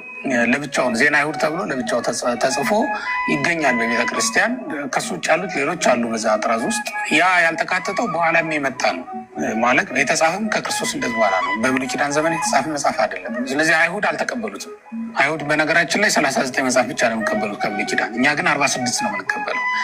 ለምንድነው እነሱ ያልተቀበሉበት ምክንያት? አንደኛ ከምርኮ ሲመለሱ አላገኟቸውም፣ አንዳንዶቹን አጥተዋቸውም። ሁለተኛ ስለ ክርስቶስ በግልጥ ስለሚናገሩ ነው። ተረፈ ኤርምያስ አይነት መጽሐፍት አልተቀበሏቸውም። ስለ ክርስቶስ በግልጥ ነው የሚናገሩት እና ክርስቶስ ይሄ እንደሆነ አሁን የመጣው እንደሆነ ገና ወደፊት ይመጣል ተብሎ የማይጠበቅ ተስፋ የማያደርጉት መሆኑን ይዘልፋቸዋል ራሳቸው እና ራሳቸው የሚነቅፍ መጽሐፍ ሊቀበሉ አይታሰብም ማለት ነው። በዚህ ምክንያት አልተቀበሏቸውም ሌሎችን። እኛ ግን 46 እንቀበላለን። ይህንንም ዜና አይሁድን አልተቀበሉትም። ለምን? አይሁድ ክርስቶስን ሰቅለው ገድለው እንዳስወገዱት የሚናገርና አይሁድን የሚዘልፍ ታሪክ ያለው። እኛም እዚህ ጥራዝ ውስጥ አልተካተተም፣ ግን በቤተክርስቲያን አለ ዜና አይሁድ ወይም ዮሴፍ ወልደ ቆሪዮን ተብሎ ወይም በሌላ አጠራር 4ኛ መቃብያን ተብሎ ማለት ነው ይጠራል። እሱ በቤተክርስቲያን አለ። ከአዲስ ኪዳንም 8 መጽሐፍት እዚህ ውስጥ አልተካተቱም። ለምንድን ነው ያልተካተቱት? ራሳቸውን ችለው ትልልቅ መጽሐፍ የሚሆኑ ናቸው እና ይህንን መጽሐፍ ቅዱስ የሚያክሉ ናቸው ራሳቸውን ችለው። ለዚያ ነው ያልተካተቱት። በጥራዙ ከዚህ በላይ መያዝ ስለማንችል ጊዜ ላይ አልተካተቱም። በዚያውም ላይ ደግሞ መጽሐፍ ቅዱስ ሲጠረዝ የእኛ ብቻ አይደለም የተጠረዙ። በነገራችን ላይ ምዕመናን ሊያውቁት የሚገባው ትልቁ ነገር መጽሐፍ ቅዱስ በዚህ ሁኔታ አይደለም የመጣው እኛ ዘመን ድረስ። እኛ ዘመን ላይ ሲደርስ እንዲጠረዝ ነው እንጂ ሐዋርያት ዘመን እኮ እንደዚህ አልነበረም። የማቴዎስ ወንጌል ለብቻው ነው፣ የዮሐንስ ለብቻው ነው። በእኛም ዘመን ራሱ እኮ አሁን በየገዳማቱ ብትሄዱ ለየብቻ ነው ተጽፎ የምታገኟቸው። ወንጌሉ ለብቻ ተጽፎ ታገኛላችሁ። መልእክታቱ አንድ ያለ መጽሐፍ እንደዛ መሆኑ እናገኛለን። በተለያየ ጥራዝ እናገኘው እንችላለን እና መጽሐፍ ቅዱስ እንዲህ የመሆን ግዴታ የለበትም፣ አይገደድም። እንዲህ መሆኑ ሁሉም አብያተ ክርስቲያናት ተስማምተውበት የተቀበሉት መሆኑን ለመግለጽ እና ለአያያዝ ምቹ እንዲሆን ነው እንጂ ለየብቻም ሊሆን ይችላል። አንድ ላይ መጠረዝ ግዴታ የለበትም። ምክንያቱም አንድ ላይ አልጻፉትም፣ አንድ ዘመንም አልተጻፈም። እንኳን አንድ ዘመን በአንድ ቋንቋ አልተጻፈም። ይሄ መጽሐፍ ለአንድ አይነት ማህበረሰብም አይደለም የተጻፈ፣ ለብዙ አይነት ማህበረሰብ የተጻፈ መጽሐፍ ነው። ስለዚህ አንድ ላይ ሊጠረዝ የሚችል መጽሐፍ አይደለም እና እዚህ ላይ 81 መጽሐፍ ስለሌለ ሊሰናከሉ አይገባም። ምዕመናን ሲጀመርም ጥንቱን እንደሆነ አይደለም ይመጣልን ለማለት ነው። የጳውሎስ መልእክታት እኮ ለየብቻ ነው።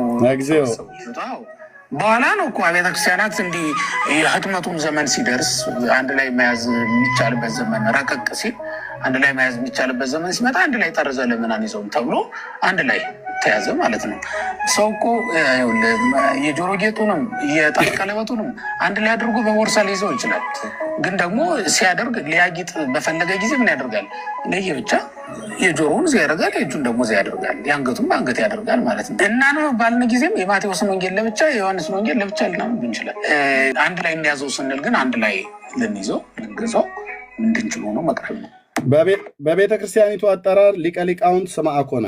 በእኔ አጠራር ሰውን ሊቅ ብዬ ስለማልጠራ እንደው ልጠራቸውም ችግር የለም። በቤተ ክርስቲያኒቱ ግን መርጌታ ስምዐ ኮነ እውነቱን እንደዚህ ፍርጥ አድርገው ተናግረውታል። ወንድማችን ቢንያምና ሌሎች ኦርቶዶክስ 81 ቆይ ጨርሼ እሰጣለሁ። ቆይ ቢንያም አንተ ነው የምታወራው። ወንድማችን ቢንያም እና ሌሎች ኦርቶዶክሳን 81 መጽሐፍ ቅዱስ አለን ብለው ይላሉ። የላቸውም። ኦኬ የላቸውም። እሺ እዚህ ጋር ሰብኮ ነበረ በሐዋርያት ሥራ ምዕራፍ 8 ላይ የተጻፈው። ስለዚህ ክርስትናው ራሱ እኮ ገና ሌላው ላይ ሳይሆን በኢትዮጵያ ውስጥ ነው። ስለ መጽሐፍ ያነሳችሁትም ያስደሰተኛል። ስለ መጽሐፍ ሄኖክ የገለጥከው ላይ ስለ 7ቱ መላእክትም የተገለጸው መጽሐፍ ሄኖክ። አሁን በዚህ ጉዳይ ላይ አንዳንድ ሰዎች በጣም ትልቅ ስህተት ስትሳሳቱ ያየኋችሁ ሰዎች አላችሁ። በተለይ ቆብ እያደረጋችሁ የምትናገሩና አንዳንድ ሰዎች ልክ እንደ ትልቅ ነገር አድርጋችሁ ተገርማችሁ 81 መጽሐፍ ይሄላል፣ በ1979 የተጻፈው ይሄላል፣ በዚህ የተጻፈው አንድ ነገር ወቁ። 81 መጽሐፍ ታትሞ አያውቅም፣ ታትሞ አያውቅም። ስለዚህ የማታውቁት ነገር ውስጥ ስትናገሩ የሚያውቅ ሰው ያፍርባችኋል። ስለዚህ በምትናገሩት ሁሉ አውቆ መናገር ያስፈልጋል። መጽሐፍ ሄኖክ በ1722 ጀምስ ብሩስ ከኢትዮጵያ 2 ኮፒ ገልብጦት የወጣው ዓለም አያውቀውም። እንዲህ አይነት ጦርነት ነው የገጠመን። ቢኒ ይኸው ያንተ ነው እድሉ፣ ቀጥል። እሺ እንዳታቋርጠኝ። አላቋርጥም፣ ግን በተነሳ ሀሳብ ላይ ነው ማውራት ያለብህ። ሌላ አስረግጬ ነው የምናገረው። አስረግጬ ነው የምናገረው። አሁን እዚህ ጋር በደንብ ተረዱ። በነገራችን ላይ አባቶቻችን ቃለ ሕይወት ያሰማሉ በዚህ አጋጣሚ ማለት ነው። እንግዲህ ከ16ኛው ክፍለ ዘመን በፊት 66 መጽሐፍ ቅዱስ የሚባል አይታወቅም፣ በአባቶች ዘንድ አይታወቅም። ለዛውን ቀረብ ብናደርገው ከተባለ በዚች 200 ምናምን ውስጥ ነው 66 መጽሐፍ ቅዱስ የታተመው። ይህን ታሪክ አጥኑ። ለምሳሌ አሁንም ድብ እናድርገን ነው ማጥናት ካለባችሁ ማለት ነው።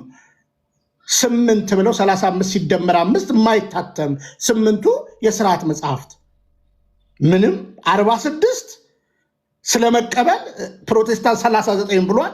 ባይደው አንዳንዶቹ የእንትን ልዩነት የሚመጡት ለምሳሌ መቃቢያን የግብፅ ቤተክርስቲያን እንዴት ታየዋለች? መቃቢያን እኛ 1 2 3 እንላለን። እዝራ ሱቴል እያልን ለ3 እናደርጋለን። ረጋ ብላ አጥና። ይሄ ያንተ ያለመደመርና ያለ እንትን ያለ ማለት ችግር ነው እንጂ እንደ አንድ መጽሐፍ ቅዱስን እንዳጠና ስኮላር ማንም በቅዱስ ቤተክርስቲያን ፊት መቆም አይችልም። በነገራችን ላይ ይህን አስረግጬ ነው የምናገረው። ቀጥሎ የግሪክ ቤተክርስቲያን ዘቂርቆስ ሚዩት አርግ ነው። አንተ ዘቂርቆስ ሚዩት አርግ። ማይክን እያወራ ነው፣ እየረበሽከው ነው። ዘቂርቆስ ካልሆነ ላስወርድ ነው። ማይክን ሚዩት አርገው። ቴንኪው። በደንብ ስሙኝ ተወዳጆች። የካቶሊክ ቤተክርስቲያን ለምሳሌ 73 መጽሐፍ ትቀበላለች። 46 ሲደመር 27 የስርዓት መጽሐፍ እንዳይታተም ነው። እነማን እንደጀመሩት በግልጽ ይታወቃል። አባቶቻችን ናቸው። ቅዳሴ አጥናቴዎስ፣ ቅዳሴ ቄርሎስን ረጋ ብለህ ማጥናት ነው። 8 የስርዓት መጽሐፍ። ከዛ በተረፈ ካቶሊክ ደቂቃ ልስጥህ። ቢኒ የምትፈልገውን አንተው ንገረኝ ነው ልስጥህ። እሺ 10 ደቂቃ ስጠኝ። ጋይድ እሺ፣ ከ46 ነው ከ56 አቆማለሁ። እሺ ጋይድ በተነሳ አሁን በደንብ ስሙ። የካቶሊክ ቤተክርስቲያን 10 ደቂቃ አድርጉለት። እሱ ላይ ሲጨርስ ትጨርሳለህ። ቴንኪው። አሁን በደንብ እንድትረዱኝ እዚህ ጋር መጽሐፍ ቅዱስን ኦርቶዶክስ ለዛውም በደንብ አድርጌ በደንብ እየታየው ብናገርም ብትፈቅድልኝ ደስ ይለኛል። መጽሐፍ ቅዱሱን ኦርቶዶክስ ተዋህዶ፣ ካቶሊክ፣ የግብፅ ኦርቶዶክስ፣ የግሪክ ኦርቶዶክስ እንዴት ይጠቀማሉ የሚለውን ነገር ሁሉም ሰው ማየት አለበት።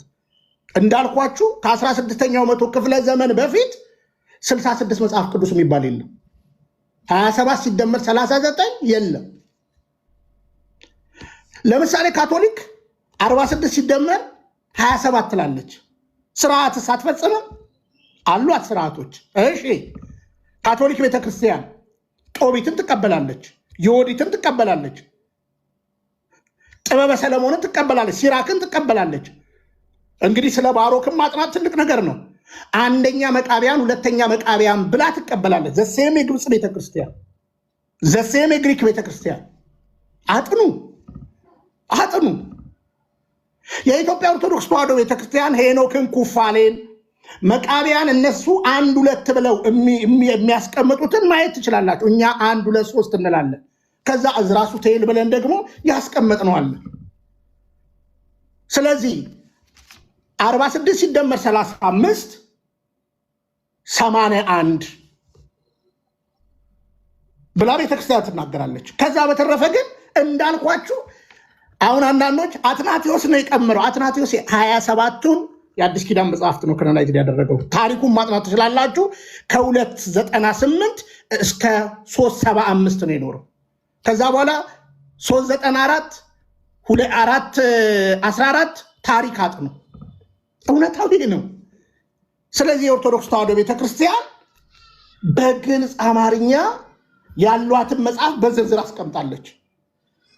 ነጣጥላችሁ አስቀምጣለች። ማየት ትችላላችሁ። ለምሳሌ አንተ ራሱ በያዝከው ላይ በግልጽ አማርኛ እዝራ 1 ነው የሚባለው። እዝራ ሱቴል፣ እዝራ ካልዕ ይላል። ጦቢት፣ ዮዲት፣ አስቴር፣ መቃቢያን 1 2 3 መርጅ እያደረግ ቁጠር። ስለዚህ መጽሐፈ ተግሳጽ፣ መጽሐፈ ጥበብ፣ መጽሐፈ ሲራክ፣ መጽሐፈ ባሮክ። እንግዲህ ኤርሚያስ 1 ነው የሚታወቀው፣ 2 ከሰቆቃ ኤርሚያስ ጋር፣ ተረፈ ኤርሚያስ። እነዚህ ረጋ ብሎ ማየት ነው።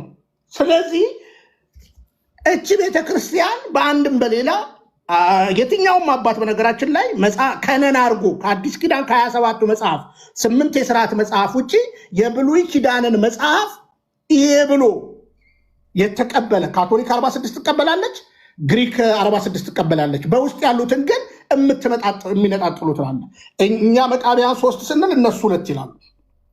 ከዛ በተረፈ ግን ሁሉም እንዲረዳ የሚገባው ማንም ቸርች ሂስትሪ ያጠና ሰው 66 የሚል መጽሐፍ ቅዱስ ከ16ኛው ክፍለ ዘመን በፊት አይታወቅም። ባይደዌ እንትና መምጣት ይችላል። ማን ነው የግሪክ ስኮላር ሉተር ለመጀመሪያ ጊዜ የተረጎመው መጽሐፍ 73 ነው። 73 ማለት በደንብ ስቡ፣ መርጅ ተደርጎ የተጨመሩ መጽሐፍቶችም አሉ።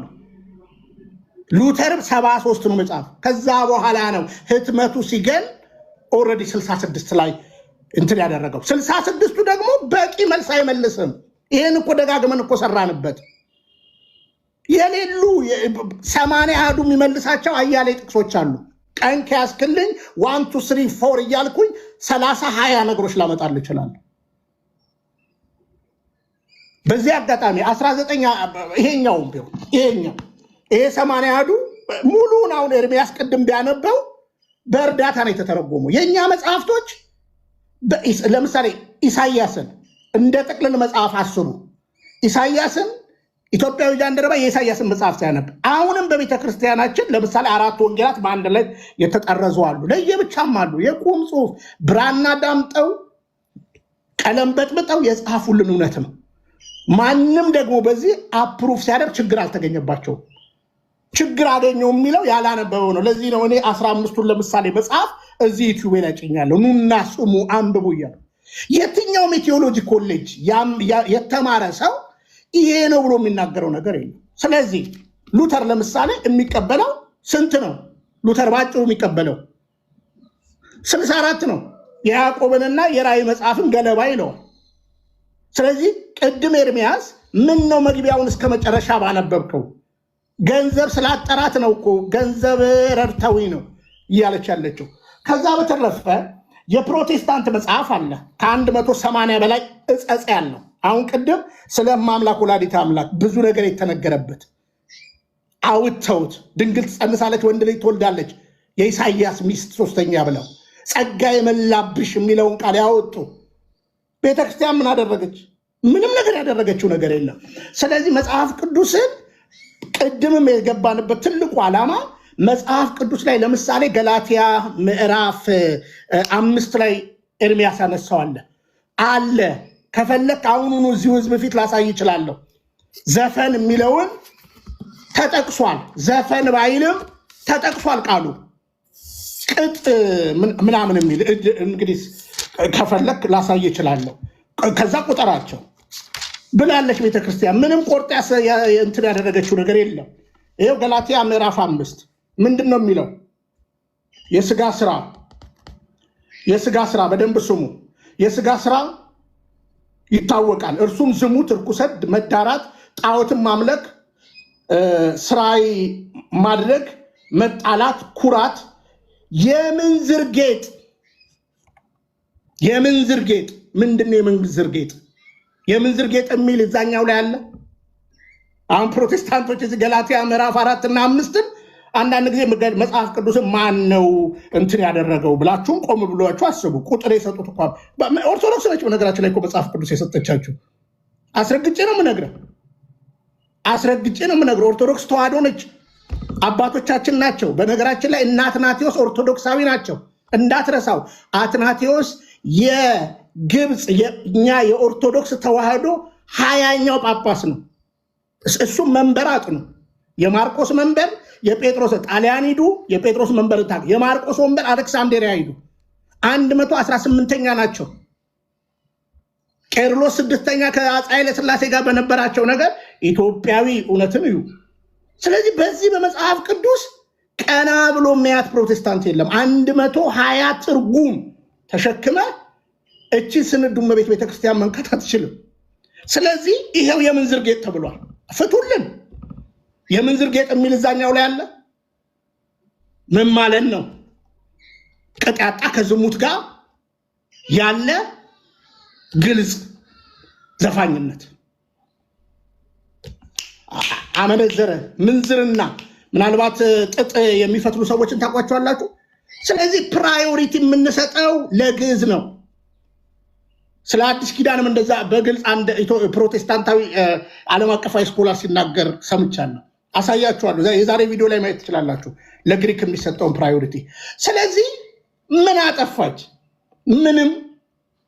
የኢትዮጵያ ኦርቶዶክስ ተዋሕዶ ዋና እኮ ቋንቋ እኮ ኢብሮ አይደለም፣ ግሪክ አይደለም፣ በነገራችን ላይ አማርኛም አይደለም። የኢትዮጵያ ኦርቶዶክስ ተዋሕዶ ቤተክርስቲያን ዋና ቋንቋ ግዕዝ ይባላል።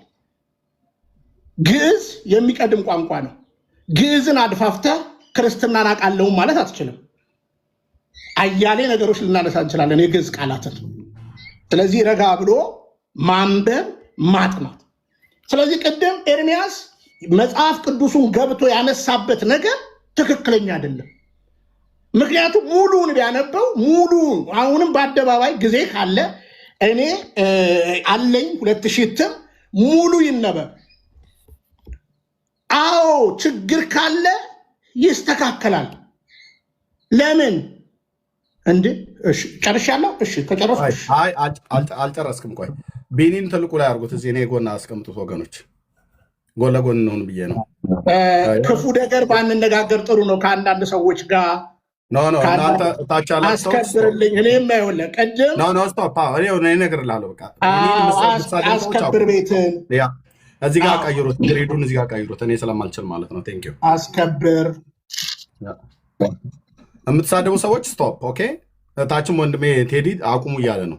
የምትሳደቡ ሰዎች ስቶፕ፣ ግሬዱን ቀይሩት። እዚህ ጋር ቢኒን እዚህ ጋር በሀሳብ ልዕልና የሚያምን የትኛውም ሰው ካለ መናገር ይችላል። እሺ ቴንክ ዩ። ቀጥል።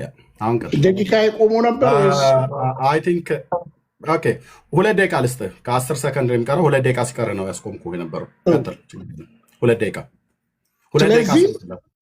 በጣም ጥሩ። ስለዚህ በእምነትም በመጽሐፍትም የሰጠችው ኦርቶዶክስ ተዋሕዶ ነች። አትናቴዎስ የት መንበር ላይ የማያውቅ ትውልድ ነው። አትናቴዎስ ኦርቶዶክስ አይደለም የሚለው ማርቆስ ብላ 20ኛው ፓትርያርካችን ነው አትናቴዎስ። ማጥናት ትልቅ ነገር ነው። ስለዚህ መጽሐፍ ቅዱስን 27ቱን ከነና አድርጎ ሰጥቷል። የሥርዓት መጽሐፍስ ቅዳሴ አትናቴዎስ እኮ አለን እኛ። አትናቴዎስን ከተቀበላችሁ ቅዳሴ አትናቴዎስን ትቀበላላችሁ። ስለዚህ በአጭር አማርኛ ቤተክርስቲያን የማትለውን ባትሉ አውዱን እያነበብን አሁንም እዚህ ጋር አለ። አንተም ከፈለክ ሌላኛውን ስክሪንሻት አድርጋችሁ ትልኩልኛላችሁ። የ80ውንም አውዱን ተከትለን እናነበዋለን። አባቶቻችን አቡነ ጳውሎስም ቢሆን አቡነ ካለቀ ነገረኝ እያንዳንዱ አባቶቻችን በዚህ መጽሐፍ ላይ በጻፉትን ነገር ቃል በቃል እናነባለን። ምንም ስህተት የለበትም። ምን ማለት ነው? መግቢያውን እናነባለን እና ይሄ ነው። አመሰግናለሁ። ቴንክ ዩ። ደቂቃን ስለተጠቀምክ በጣም እናመሰግናለን። እኛም እንኳን ደህና መጣችሁ ወገኖች። ታብና ኮፒሊንግ ሼር አድርጉት። ኦኬ አዶነ ያን ያህል መውሰድ አይጠበቅብኝም። አንተ የወሰድከው እንደ 10 ደቂቃ ያህል መውሰድ አይጠበቅብኝም። ብዙ ስላወራን እኔም አንተም። እዚህ ግን በጣም ከታች ያሉ ወንድሞች ኦርቶዶክሳውያን ወንድሞችም ስላሉ አይ ቲንክ ዘቂርቆስም ወጣ መሰለኝ እንጂ ብፁዕ አምላክም አለ። ምናልባት የሚሰጡት ሀሳብ ካለ ወንድሞች ወይ ቀደም ስንነጋገርበት በነበረው ላይ ይሰጡናል። ግን ልብ በል ያነሳነው ሀሳብ ቅድም ያነሳነው የቀኖና መጽሐፍት ብዛታቸው ምን ያህል ነው? በእነማ ካነን ተደረጉ? አትናቴዎስ የማን ቤተ እምነት ተከታይ ነው? ኦርቶዶክስ ነው? ጴንጤ ነው? ካቶሊክ ስንት ትቀበላለች? ኦርቶዶክሳውያን ስንት ይቀበላሉ? ጴንጤ ስንት ይቀበላል ብሎ የሚለውን አልነበረም። ግን አንተ መካከል ላይ አንስተህ ኦርቶዶክስ 73 ማን ነው ካቶሊክ 73 ትቀበላለች፣ እኛ ደግሞ 80 አህዱ እንቀበላለን ብለሃልክ። የታተመው 80 አህዱ መጽሐፍ ቅዱስ አለ ብለሃልክ። ይሄ ማለት ነው በተለምዶ 80 አህዱ ይባል እንጂ እኔ ብናገር ወይ ሌሎች ሰዎች ቢናገሩ እናንተ ናችሁ ያላችሁት ነው ብለህ የምትለው። ግን አሁን እዚህ ያሰማው ቪዲዮ ከፍቼ ያሰማው ዶክተር ዘበነ ለማ ቀሲስ ዘበነ ለማ 80 አህዱ መጽሐፍ ቅዱስ የሚባል አልታተመም፣ ተረጋጉ አለን። ያንተው መምህር ናቸው ያሉት። አንድ ሁለተኛ መርጌታ ስምዐ ኮነ ሊቀ ሊቃውንት እሳቸው አልታተመም፣ በተለምዶ 80 አህዱ ይባል እንጂ ቁጥሩ ግን ያን ያህል አይመጣም ብለው አሉ። ስለዚህ የኢትዮጵያ ኦርቶዶክስ ቤተክርስቲያን 80 አህዱ መጽሐፍ በተለምዶ ትበል እንጂ የላትም። የራሳችሁ ሊቃውንት ናቸው የሚናገሩት። ስለዚህ 80 አሐዱ ታትሟል ብለህ ያልከው ቅድም ትክክል አይደለም ማለት ነው። ከመምህራኖችና ከሊቃውንቱ ጋር አልተስማማም። ስለዚህ ቢኒያም እዚህ ታትሟል ይለናል። ዶክተር ዘበነ ለማና መምህር መርጌታ ሊቀ ሊቃውንት ስምዐ ኮነ አልታተመም ይላሉ። እንግዲህ ሊቀ ሊቃውንት ስምዐ ኮነ በጣም ትልቅ የጉባኤ ቤት መምህር ናቸው። ሊቀ ሊቃውንት ስምዐ ኮነ ነው የሚባሉት። እንግዲህ እነኚህ አንቱ ጉምቱ የተባሉ አገልጋዮች ናቸው በቤተክርስቲያኒቱ ማለት ነው። ስለዚህ እነሱ 80 አሐዱ አልታተሙም ማለት ቢኒያም 80 አሐዱ ታትሟል ይለናል። ግን አሁን መጽሐፍቶቹን አስቆጥረን ብለው በቤተክርስቲያኒቱ መጽሐፍት በእነዚህ በሁለቱ ላይ አስቆጥረኝ ብዬ ብለው በፍትሐ ነገሥትና በዚህ መጽሐፍት ላይ አስቆጥረኝ ብዬ ብለው ቁጥሩን እዚህ ሊያስታውቀን አይችልም ቢኒ ማለት ነው። ግን ከፈለገ ከቻለ በኋላ ላይ ሊያደርግ ይችላል፣ ጥያቄ የሚጠይቁ ሰዎች ከተነሱ በኋላ ማለት ነው። ኦኬ የዛሬ የተነሳንበት የቀኖና መጽሐፍት እሺ ቆይ እሰጣለሁ በኋላ እሰጣለሁ ልጨርስና የቀኖና መጽሐፍት ብዛታቸው ቁጥራቸው ምን ያህል ነው? ካቶሊክ ምን ያህል ይቀበላል? ኦርቶዶክስ ምን ያህል ይቀበላል? አይደለም ዛሬ በጣም ረገጥ አድርገን ያወራኑ ከወንድሜ ብፁዕ አምላክም ጋዚ ስላለ ከቢንያም ጋር ያወራኑ በኢትዮጵያ ኦርቶዶክስ ክርስቲያን 80 አሐዱ በተለይ በእነዚህ በሁለቱ ይሄ 1980 ዓ.ም ነው፣ ይሄ 2000 ዓ.ም ትርጉም ነው። በእነዚህ ሁለቱ ትርጉሞች ወይ ደግሞ በእነዚህ ሁለት መጽሐፍ ቅዱሶች ውስጥ ሰማይ ከምድር እንደሚርቅ ይሄ መጽሐፍና ይሄ መጽሐፍ ይራራቃሉ። ሁለቱ 80 አሐዱ ይራራቃሉ። ወንድሞች እናቶች፣ እዚህ ግንበኞች የናቁት የማዕዘን ድንጋይ ራስ ሆነ ብሎ የሚለው ግንበኞች የናቁት ድንጋይ የማዕዘን ራስ ሆነ ብሎ የሚለውን ግንበኞች የናቋት ድንጋይ የማዕዘን ራስ ሆነች ብሎ በሴት አንቀጽ ይጠራል። ይህም ብቻ አይደለም። በትንቢተ ኢሳይያስ መጽሐፍ ምዕራፍ 11 ዛሬ በጣም በሰፊው የሄድንበት ቀደም ምዕራፍ 11 ላይ በትረ መንግስት ከይሁዳ ከእሴይ ግንድ በትር ይወጣል የገዥም ዘንግ ከእግሮቹ መካከል ብሎ የሚለውን ለመሲሁ ቀጥታ የተነገረውን ቃል ከእሴይ ግንድ በትር ትወጣለች አበባም ደግሞ ከስሯ ታፈራለች ብላ ደግሞ አበባም ፍሬን ታፈራለች ብሎ የሚል ደግሞ ተጠቅሟል ማለት ነው። ስለዚህ በዛ በትንቢተ ኢሳይያስ መጽሐፍ ምዕራፍ 11 ላይ ቆሜ በጣም በሰፊው ያየኑ ነገር ቢኖር ቢኒ ለምንድነው በትር በሴት አንቀጽ ተጠርታለች ይህንንም ላሳይ ብሎ ዘጸአት መጽሐፍ ምዕራፍ 4 ቁጥር 12 እንደዚሁም ደግሞ በዛው በተመሳሳይ በዘጸአት መጽሐፍ ምዕራፍ 4 ቁጥር 9 ቁጥር 12 ላይ በትሪቱን ይዘህ ውረድ ወደ ግብፅ፣ እንደዚሁም በትሪቱን ጣላት፣ እንደዚሁም በትሪቱ ዋጠቻቸው ብሎ የሚለውን ኃይለ ቃል ተጠቅሞ በትር በሴት አንቀጽ ተጠርታ የለው ኤርሚያስ እዚህ ትንቢተ ኢሳይያስ መጽሐፍ ምዕራፍ 11 ቁጥር 1 ላይ ያለችዋል ወትወፅ በትር እምስሮ እሴይ ብሎ የሚለውን ቃል የግዕዙ ከእሴይ ግንድ በትር ትወጣለች ብሎ የሚለውን እኛ ማርያምን በበትር ስም ብንጠራ ምንድነው ክፋቱ ብሎ ነው ያለው። እኔ ደግሞ ክፋት አለው፣ ትክክል አይደለም። ለምን? በትንቢተ ኢሳይያስ መጽሐፍ ምዕራፍ 11 ቁጥር 1 ላይ ያለው የተጠቀሰው ቃል ለመሲሁ እስከሆነ ድረስ በትረ መንግስት ከይሁዳ ይወጣል፣ በትረ ከእሴይ ግንድ በትር ይወጣል ብሎ ያለው በትር ብሎ የሚለው ከመሲሁ ጋር በተገናኘ ገዢነት፣ አለቅነት፣ ዙፋን፣ ንግስና ነው። ለማርያም ይሄ ቃል አይቀጸልም፣ ነውር ነው። መቀጸል ለእሷ ነውር ነው። ምክንያቱም እሷ ንጉስ አይደለችም፣ እሷ መንግስት የላትም። በእርግጥ በቤተክርስቲያኖቹ መጽሐፍ ማርያም መንግስት እንዳላት ይናገራል። የክርስቶስ መንግስትና የማርያም መንግስት የተለያየ መሆኑን አሁን ገድላት ውስጥ አልገባም ብዬ እንጂ በስርዓት ይናገራል። ማርያም ራሷ የቻለ መንግስት እንዳላት ማለት ነው። ግን መንግስት እሷ የላትም። መንግስት የልጇ ነው። ቅዱስ ገብርኤልም መልአኩ ሲነግራት ልጅን ትወልጃለሽ ስሙንም ኢየሱስ ትይዋለሽ ጌታ አምላክም የአባቱን የዳዊትን ዙፋን ይሰጠዋል ብሎ እልቅና እሱ ላይ እንደሆነ፣ አለቅነት በጫንቃው ላይ እንደሆነ፣ በትረ መንግስት የሱ እንደሆነ፣ ገዥነት የሱ እንደሆነ ነው መልአኩ የነገራት ማለት ነው። ስለዚህ ዛሬ ላይ በደንብ የተናገሩ መጽሐፍ ቅዱስ ላይ የትኛውም ገድል ላይ ሳንገባ የትንቢተ ኢሳይያስ መጽሐፍ የአንድምታ ትርጓሜውን ሁሉ ጭምር አመጣው። ቢኒ ቅድም እኔ ነኝ ያመጣሁት አለ እንጂ ኖ እኔ ነኝ ያመጣሁት። ይኸው ትንቢተ ኢሳይያስ መጽሐፍ ምዕራፍ ቆይ በኋላ እሰጣለሁ። ትንቢተ ኢሳይያስ መጽሐፍ ምዕራፍ የትንቢተ ኢሳይያስ የአንድምታ ትርጓሜ በኢትዮጵያ ኦርቶዶክስ ታሪክ ሳይሆን አመጣው። እኔ ካልኩት ቃል ጋር የሚስማማው አየው። እኔ የተናገርኩትኝ ለሴቲቱ መስጠታችሁ ትክክል አይደለም ብያልኩትን እዚህ ለሴቲቱ ነው የሰጧት፣ ለማርያም ማለት ነው። በትር ተብላ ማርያም አይሰጣም። ቢኒ ሌላ አትረብሽ፣ ቆይ አትረብሽ፣ ሰው እየሰማ ስለሆነ ማለት ነው። ያንተን ትስትል ምንም አካላዊ እንቅስቃሴ እንኳን አላርኩም እኔ። ኦኬ ይህም ብቻ አይደለም። የትንቢተ ኢሳይያስ መጽሐፍ ምዕራፍ 11 ላይ ያለውን ቃል መተርጎም ብቻ ሳይሆን በሌላም ክፍል ላይ ሄዶ ለመተርጎም ፈለገ። ከቅድስት ድንግል ማርያም ጋር ተገናኘ። አይሆንም።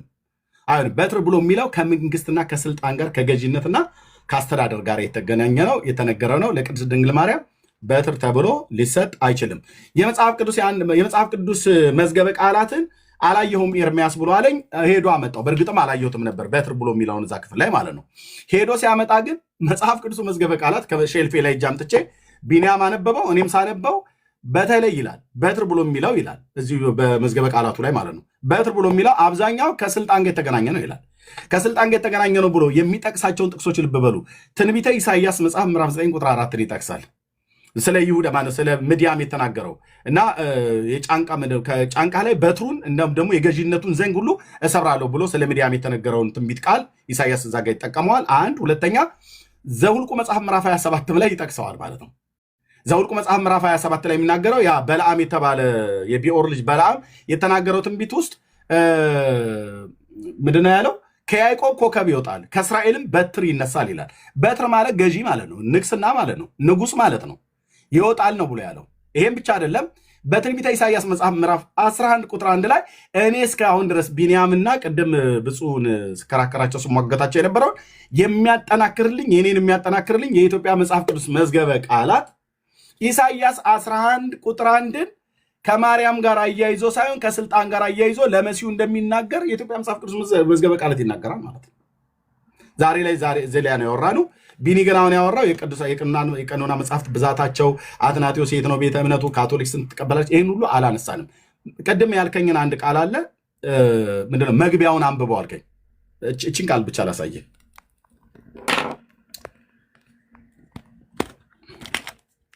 ኦኬ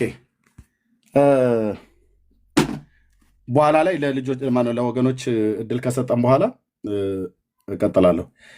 መግቢያውን እንዴት እንዳነበብኩት ወገኖች ቴንኪው። ግን ኢንቫይት ስላደረገ እኛ ስንጨርስ ነው ሌሎቹማ የሚናገሩት። ችግር የለም። መግቢያውን ብቻ ሳይሆን መቅድሙን ሁሉ ልብ በል እንዴት እንዳነበብኩት። ቆይ እሰጥሃለሁ።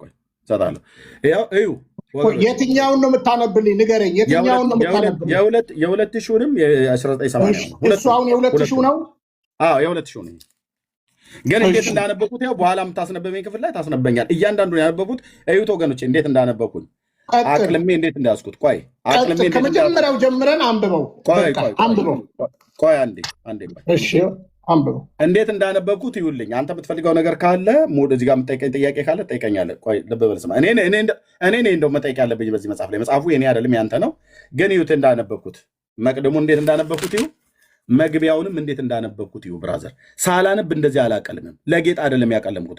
የቱ ጋር ችግር እንዳለ እንደው ጥሩ አንባቢ ነኝ ብዬ ጉራዬን ባልቸረችርም ግን አንባቢ ነኝ አልኳቸው። በእውነት እላቸዋለሁ አንባቢ ነኝ እና ሁሉንም ያነበብኩት መቅድሙንም መግቢያውንም ያነበብኩት ወንድሜ ቢኒያም እንዳይ ነው የምለው። የዛሬው ሐሳባችን ቅድም የተነሳንበት በትንቢተ ኢሳይያስ ላይ የተነሳንበት የ11ኛው ምዕራፍን በኢትዮጵያ መጽሐፍ ቅዱስ ማህበር መዝገበ ቃላት ምስክርነት ለእኔ መስክሮልኛል ማለት ነው። ለእኔ መስክሮልኛል።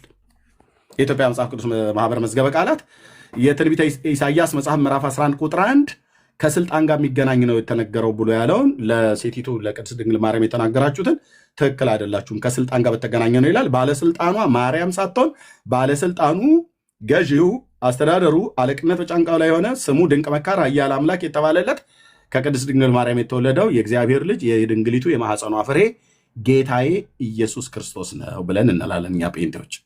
ቴንኪው የምትለው ካለ ማለት ይችላል። ከዛ አንተ ከጨርስ በኋላ ደግሞ እነሱ ጥያቄ ይጠይቃሉ። ቴንኪው። እሺ እንግዲህ አሁንም መጽሐፉን ብታወጣልኝ ደስ ይለኛል። ህዝብ ባለበት የነገር መጀመሪያውን የትኛውን የነገር መጀመሪያውን ማለት ሁለቱ መጽሐፍቶችን አንድ ላምጣ አነብልሃለሁ። ሁለቱ መጽሐፍትን የ1980 እና የ2000 ታመጣለህ ማለት ነው። ምንድነው ልታሳየን የፈለግከው? ምክንያቱም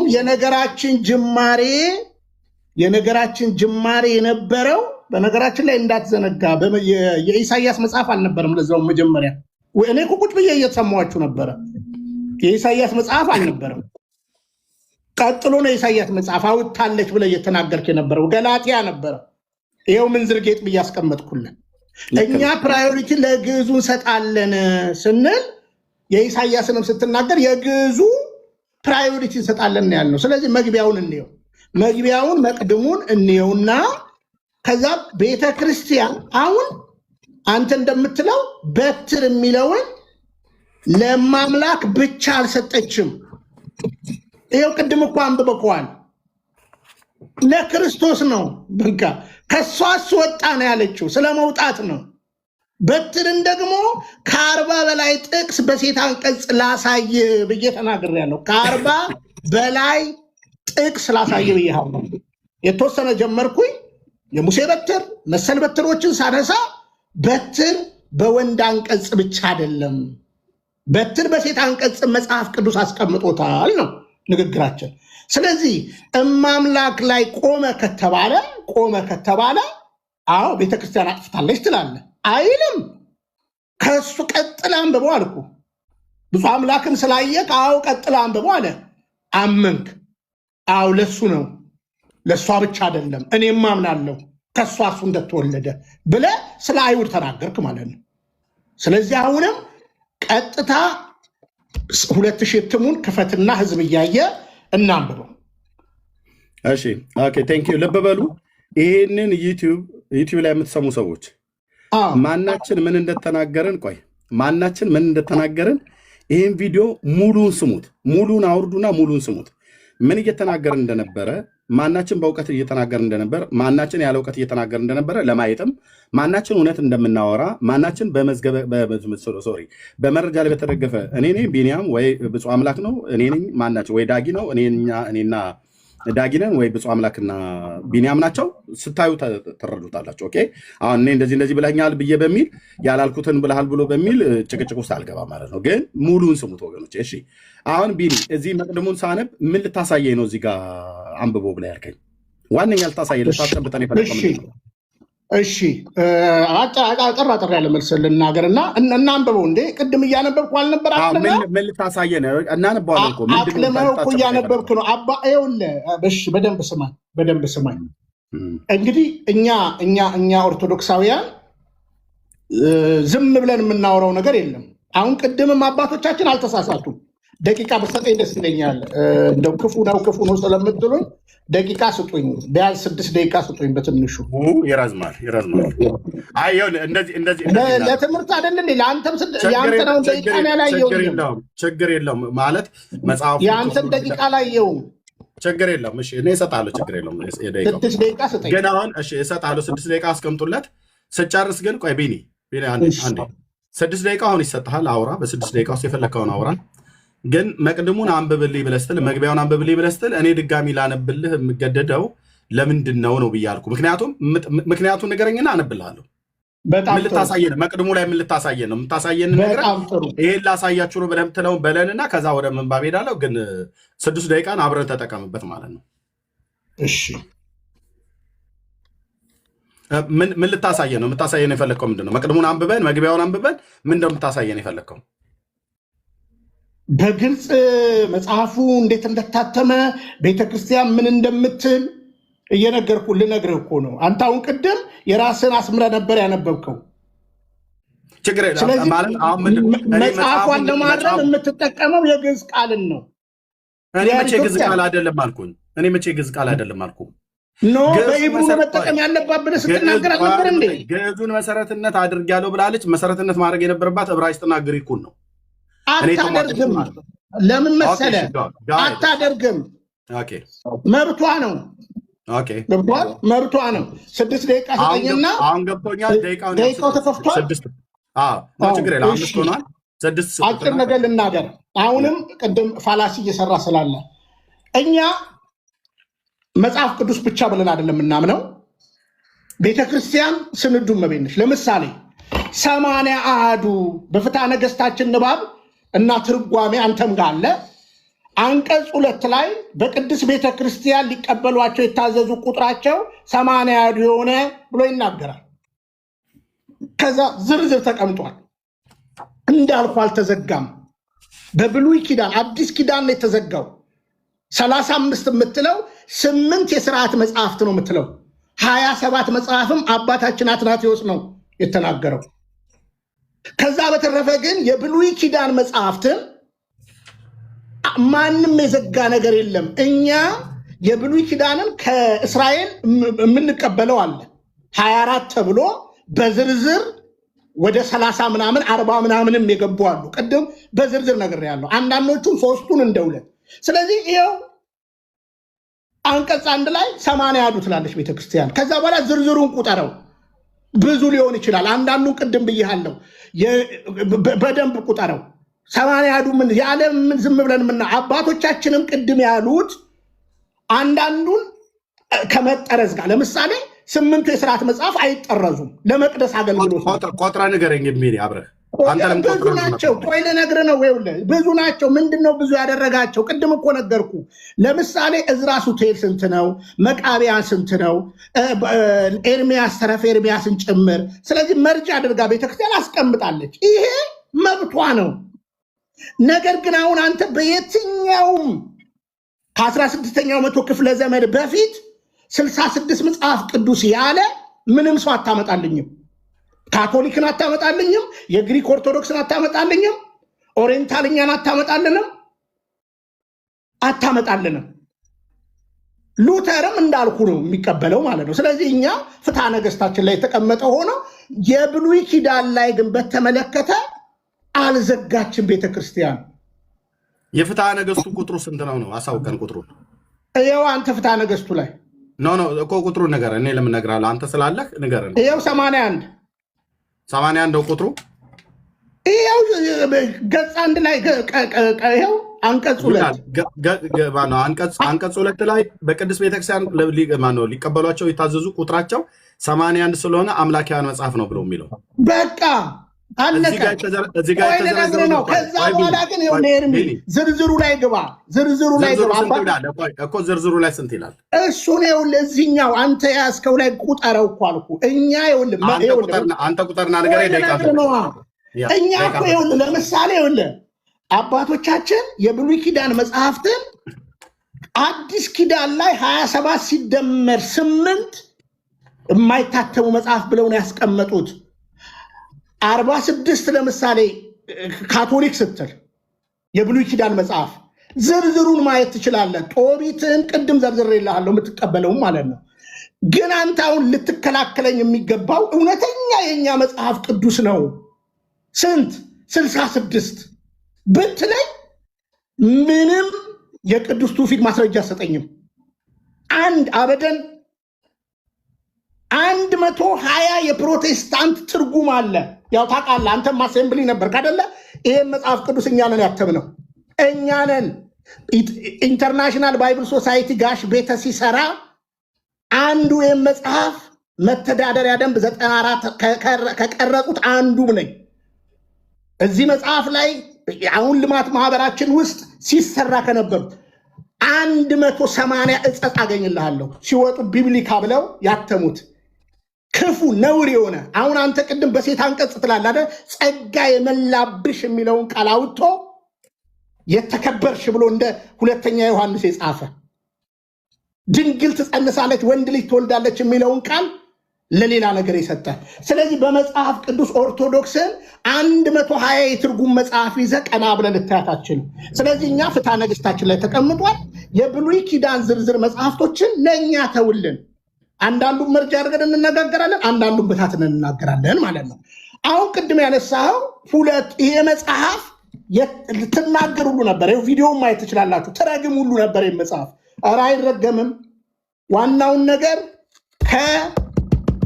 ከዋናው እናት ቋንቋ አንተ ሌላ ነገር ብትል ቅድም እንዳትረሳው ብያለሁ። በፍጥረት መጀመሪያ ኢትዮጵያን እንደቀላል የኢትዮጵያ የመጀመሪያ ቋንቋ ግዕዝ ነው።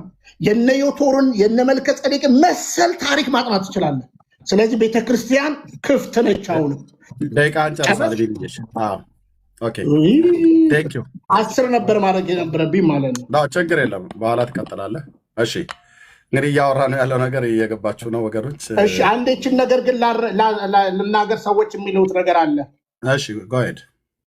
እሺ ይሄ መጽሐፍ ቅዱስ በመጀመሪያ ደረጃ ለዛው ጋሽ ቤተ የኢትዮጵያ ጉባኤ እግዚአብሔር ቤተክርስቲያን መጽሐፍ ቅዱስ ይባል ተብሎ ነበር። ለመጀመሪያ ጊዜ ሲታተም አዲሱ መደበኛ ትርጉም ተብሎ ነው የታተመው። ቀጥሎ ምዕሉ ትርጉም ተብሎ ነው የታተመው። አሁን እንኳን ዮናስ አረፋይን ካናዳ አለ፣ መጠየቅ ትችላላችሁ። እጸጾቹ ታይተው እንደገና እነዚህ 180 እጸጾች እንዲወጡ ተነግሮ እንደገና እንዲታረም ተብሏል። ባይደዌ የዚህ በሴት ጾታ ምናምን እኮ አይደለም፣ በጣም ከባድ ወልድ ያነሰ ነው የሚል ሎቱ ስብሐት፣ ወልድ ተላላኪ ነው የሚለው ሎቱ ስብሐት። እና እንደው የኢትዮጵያ አሴምብልስ ኦፍ ጋድ ቸርች መደበኛ ትርጉም ከዛ በኋላ ምዕሉ ትርጉም ከነመሰረቱ ነው። ሳላውቀው አይደለም የምናገረው፣ መተዳደሪያ ደንብ የቀረጽን ሰዎች ነን እና ይሄ ነው ማለት ነው። ስለዚህ አሁን ኤርሚ እዚህ መቅድሙ ላይ ፕራዮሪቲ የምንሰጠው ቋንቋችንን ነው እኛ። ቆይ እሺ፣ እሱ ጋር ልመጣ ነው። እሺ ቴንኪው፣ ጨርሰናል አይደል? አሁን የሚታርገው ቴንኪው።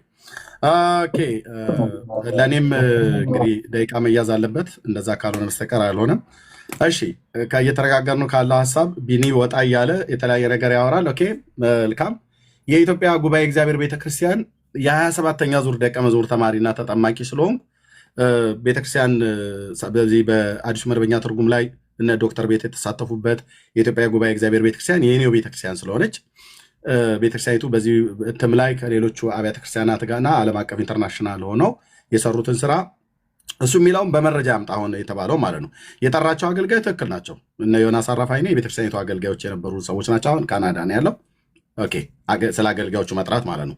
መጽሐፉን ግን እንደዚህና እንደዛ 80 ምናምን ነገር ስተት ተገኝተውበት እንዲወጣ ምናምን ነገር ትእዛዝ ሰጥተዋል ብሎ ያለው ወይ የጽሁፍ ወይ የቪዲዮ ማስረጃ ትሰጠናለህ ማለት ነው። የጠራቸውን ዶክተር ቤተን የሚሆን ወይ ፓስተር ዮናስ አራፋይኔ ወይ ከጉባኤ እግዚአብሔር ቤተክርስቲያን መጋቢውን ሁሉ ማለት ነው አንዳቸውን ጠርተው ወይ ቢኒያምን ወይ እዛ ካለ ማለት ነው። አሁን አይ ቲንክ ያለ አይመስለኝም፣ ግን ካለ ማለት ነው። ወይ ደግሞ እኔም አንተም ከምናውቃቸው ከሌሎቹ ይህን ጉዳይ በደንብ የሚያውቁ ማለት ነው። እሺ አሁን ቀጥታ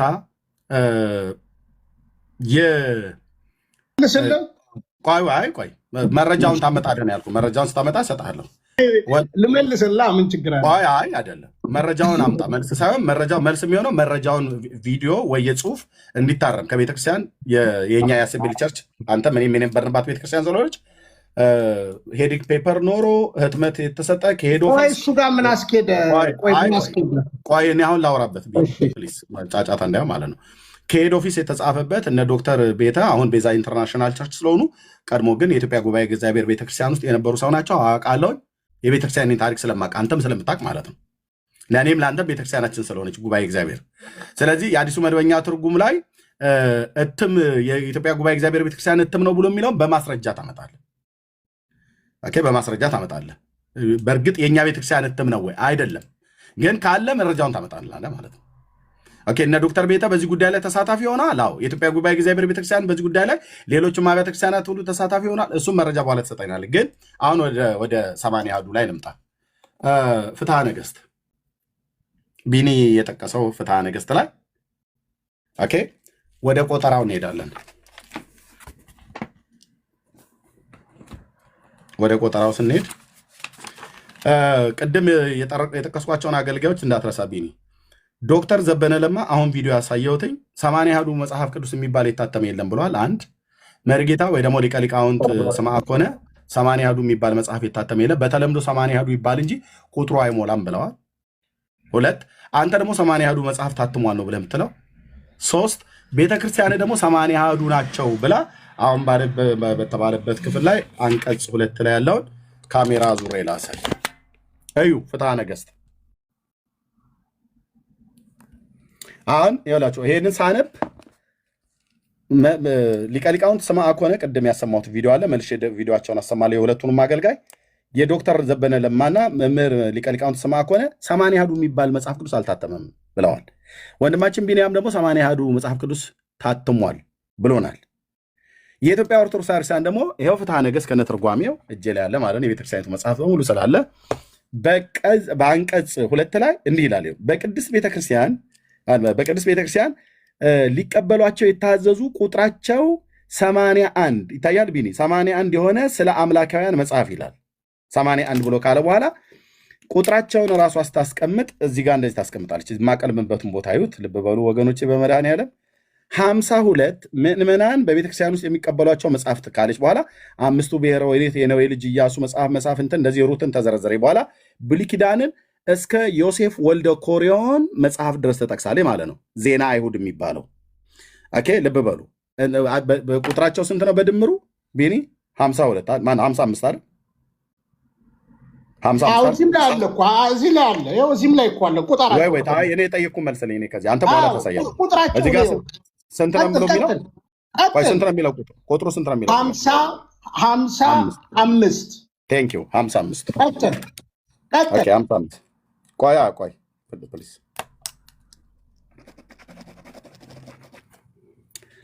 55 የብሉይ ኪዳን መጽሐፍት ማለት ነው። ፍትሐ ነገሥቷ ነው ብሎ የሚለው እሺ 55 መጽሐፍት እዚህ ድረስ እስከ ዮሴፍ ወልደ ኮሬር መጽሐፍ ድረስ መጽሐፈ መቃቢያን የተባለው ዜና አይሁድ እርሱም መቃቢያን መጽሐፍ ነው ይላል። ወደዚህኛው ስንገለብጥ የሐዲስ ኪዳን ትላለች ቤተክርስቲያኒቱ የሐዲስ መጽሐፍት አራቱ ወንጌላቶች እና ሰባኪያን የሆኑ ማቴዎስ፣ ማርቆስ፣ ሉቃስ ቁጥራቸው መርጅ የሚደረጉ አሉ ብያለሁ። 55 ቆይ እኔ ቤተክርስቲያኒቱ ያስቀመጠችውን እያሳያለሁ። ለምን ቆጥራለሁ? እራሷ ቆጥራ 55 ምዕመናን የሚቀበሏቸው ብላ ካለች 55 ነው የምደምረው። ቆይ መርጅ የሚደረግበትን ይኸው ገና ታያላችሁ ወገኖቼ። መርጅ እያደረገች ደግሞ የቆጠረችበት ሌላ መረጃ ደግሞ አለ። ሌላም መጽሐፍ ደግሞ ከዚህ ውጭ ደግሞ ሌላ መጽሐፍ ማምጣለሁ።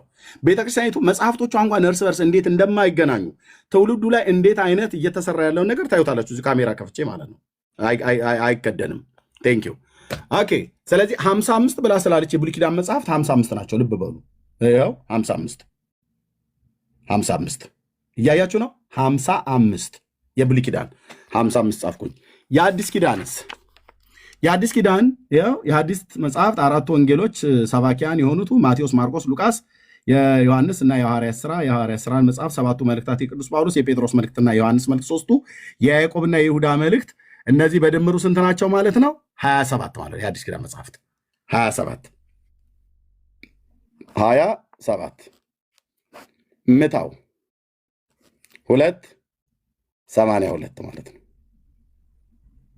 ኦኬ 82 አይደል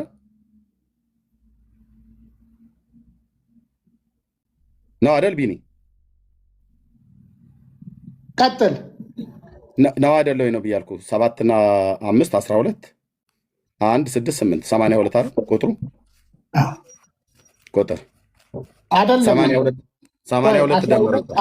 አዎ ልክ 82 ቆጠረ። እዚህ ጋር ግን ምንድነው ያለችው ቤተክርስቲያኒቱ? እቺን ቁጥር ስንት ናት? ያው የምታውቀው ስለሆነ ማለት ነው። ማለት እየናኩ ሳይሆን እንደዛ ብዬ ስል ይሄኛው ቁጥር ስንት ነው? ግዕዙ 81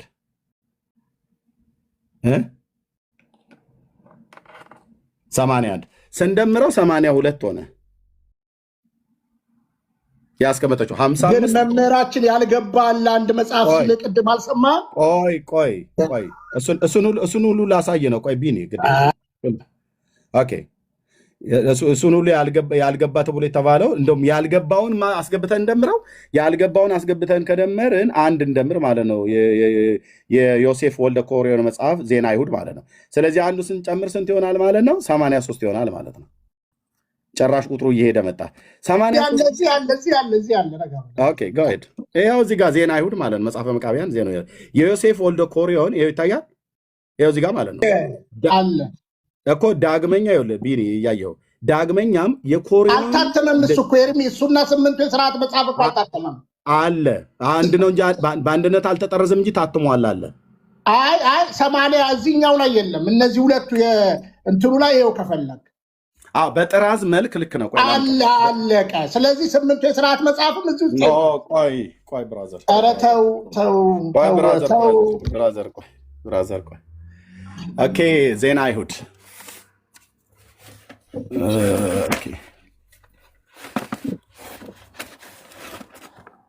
እሺ፣ መጽሐፉን ቤተክርስቲያን ለጥቅም አውለዋለች። በጥራዝ መልክ አልተጻፈም ምናምን። ይሄ ነው ባይዘው ልብ በሉ እዚህ ያላቸው ወገኖች። ቢንያም ይሄ ነው ዜና አይሁድ ማለት ነው። የዮሐንስ አንብበው። ምኑ ነው የማነበው? ኧረ ኤርሚ እባክህን እስኪ አንብበው። ዳግመኛ ይኸው እስኪ ምንድን ነው የሚለው? ይኸው ዳግመኛም የኮሬዮን ልጅ የዮሴፍ መጽሐፍ በቅንፍ ዜና አይሁድ። ይኸው ልብ በል ቢኒ፣ እዚህ ዜና አይሁድ ብሎ የሚለው ይኸው ዜና አይሁድ። እርሱም ምን ይላል? ቀጥላ አንብበው ኤርሚ። እርሱም የመቃቢያን መጽሐፍ ነው ይላል። መቃቢያን መጽሐፍን ከላይ ፈልገው መቃቢያን መጽሐፍ የመቃቢያን መጽሐፍ ፈልገው ከላይ ዋለለ ይሄው መቃቢያን እንደ ቅድሙ ለምን አናወራም እንዴ? እኔ ጋር መቃቢያን አለ እኮ እያንዳንዷን በመረጃ ነው የማወራ። እያንዳንዷን የአባቶች አምላክ ምስክር ነው። ይሄው አለ እኮ ነው የምልህ በትህትና። ይሄው ምንድን ነው የፈለግከው? አሁን ቆይ ምኑ እንደልታሳኝ የፈለግከው? ቁጥሩ 55 ሲደመር 27 ቆይ እንደዚህ ነው የሚጀምረው። የብሉይ ኪዳን 55 ነው ያለችው ላይ አይደለሁም። ቆጥራ ቤተክርስቲያኒቱ ይኸው እዚህ ጋር 55 ብላለች። ልብ በሉ ወገኖቼ። እሺ 27ቱ የአዲስ ኪዳን መጽሐፍ ብላለች። 27 ጨመርን። አንዱ የዮሴፍ ወልደ ኮሪዮን መጽሐፍ ይኸው እዚህ ጋር የሚናገረው ዳግመኛም ፍትሐ ነገሥቱ እንደሚናገረው ዳግመኛም የኮሪዮን ልጅ የዮሴፍ መጽሐፍ በቅንፍ ዜና አይሁድ ይኸውላችሁ ዜና አይሁድ የሚባለው መጽሐፍ ይኸው እጄ ላይ በጥራዝ አለ። ቤተክርስቲያኒቱ አሳተመው ማለት ነው ዜና አይሁድ። አሁን ይሄ አልተካተተም። እሺ ስላልተካተተ ቢኒያም አንዱ አልተካተተም ብሏል አለ። ቆይ አንዴ ጨርስ። አንዱ አልተካተተም ብሏል። አንድ ከተን እንደምረዋለና ኦኬ። ስለዚህ ስንት ይሆናል ብላኛል? ቅድም አላልኩም። ላጥፋት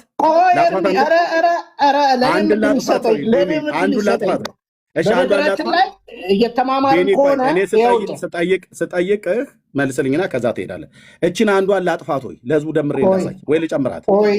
አንዴ ስማኝ እኮ ይህችን አንዷን ላጥፋት ልናገር። በነገራችን ላይ ረጋ ብለን ብናነብ ቤተክርስቲያን ስንዱ እመቤት ነች ብያለሁ። ሙሉን አሁን ብናነበው ቃል በቃል ስንዱ እመቤት ነች። ምንም እንከን የማታወጣላት። አሁን እዚህ ጋር ምንድነው? ቆይ ልንገርህ። አሁን እዚህ ጋር ምንድነው? በአጭር አማርኛ አሁን እንኳን ባነበብከው እርሱም የመቃቢያን መጽሐፍ ነው ብሎ 4 ነጥብ ተደረገ። መቃቢያን ከላይ አለ። መጽሐፈ መቃቢያን ይሄው እዚህ ጋር ተቀምጧል። መጽሐፈ መቃቢያን። ስለዚህ አሁን ይሄው መጽሐፈ መቃቢያን ቅድም ብያለሁ። ሲራክ አጥናው በደንብ። ስለዚህ አሁን እኛ ፍትሐ ነገሥታችን 80 እንዳደረ አለ በቃ። ስለዚህ የማይታተሙ ደግሞ 8 መጽሐፍ አለ። 8 መጽሐፍ አለ። አሁን ለምሳሌ በአጭር አማርኛ እዚህ ላይ አላገኘሁም ብለኛል። አልተጠረዘም ብለሃል። እኔ እኮ ቅድም እኮ ነግሬያለሁ። የኢሳያስ መጽሐፍ እኮ አለ ከና አንድምታ። የማቴዎስ ወንጌል ገዳማት ስዞር አይቻለሁ እየተነጠለ ለብቻ አየህ። ስለዚህ ጌታም የጥቅልል መጽሐፍ የተሰጠው እኮ ተራው በደረሰ ጊዜ ነው። ስለዚህ ቤተክርስቲያኖች በዚህ ልከሳት በፍጹም አትችልም። ስለዚህ ትክክል ነች። አባቶቻችን ያሉበትም ነገር ምንድን ነው? ይሄ 82ኛ ቅድም ያልከው 55 ሲደመር 28 27 82 አልታተመም ነው ያሉት። በቃ ምንም አላጠፉ። ከዛ 8 ደግሞ የስርዓት መጽሐፍ አለ። 8 የስርዓት መጽሐፍ አለ። የስርዓት መጽሐፍ ማለት አይታተምም። እሱም ደግሞ ከነን 85 የሚል ደግሞ ታሪክ ማጥናት ትችላለህ። ከነን 85 አባቶቻችን ያደረጉትን ማለት ነው። አንዴ ጠብቀኝ። እኔ አንተን ያህል በደቂቃ አላወራሁም፣ ግን ኮንቨርሴሽን አድርገው ብዬ ነው።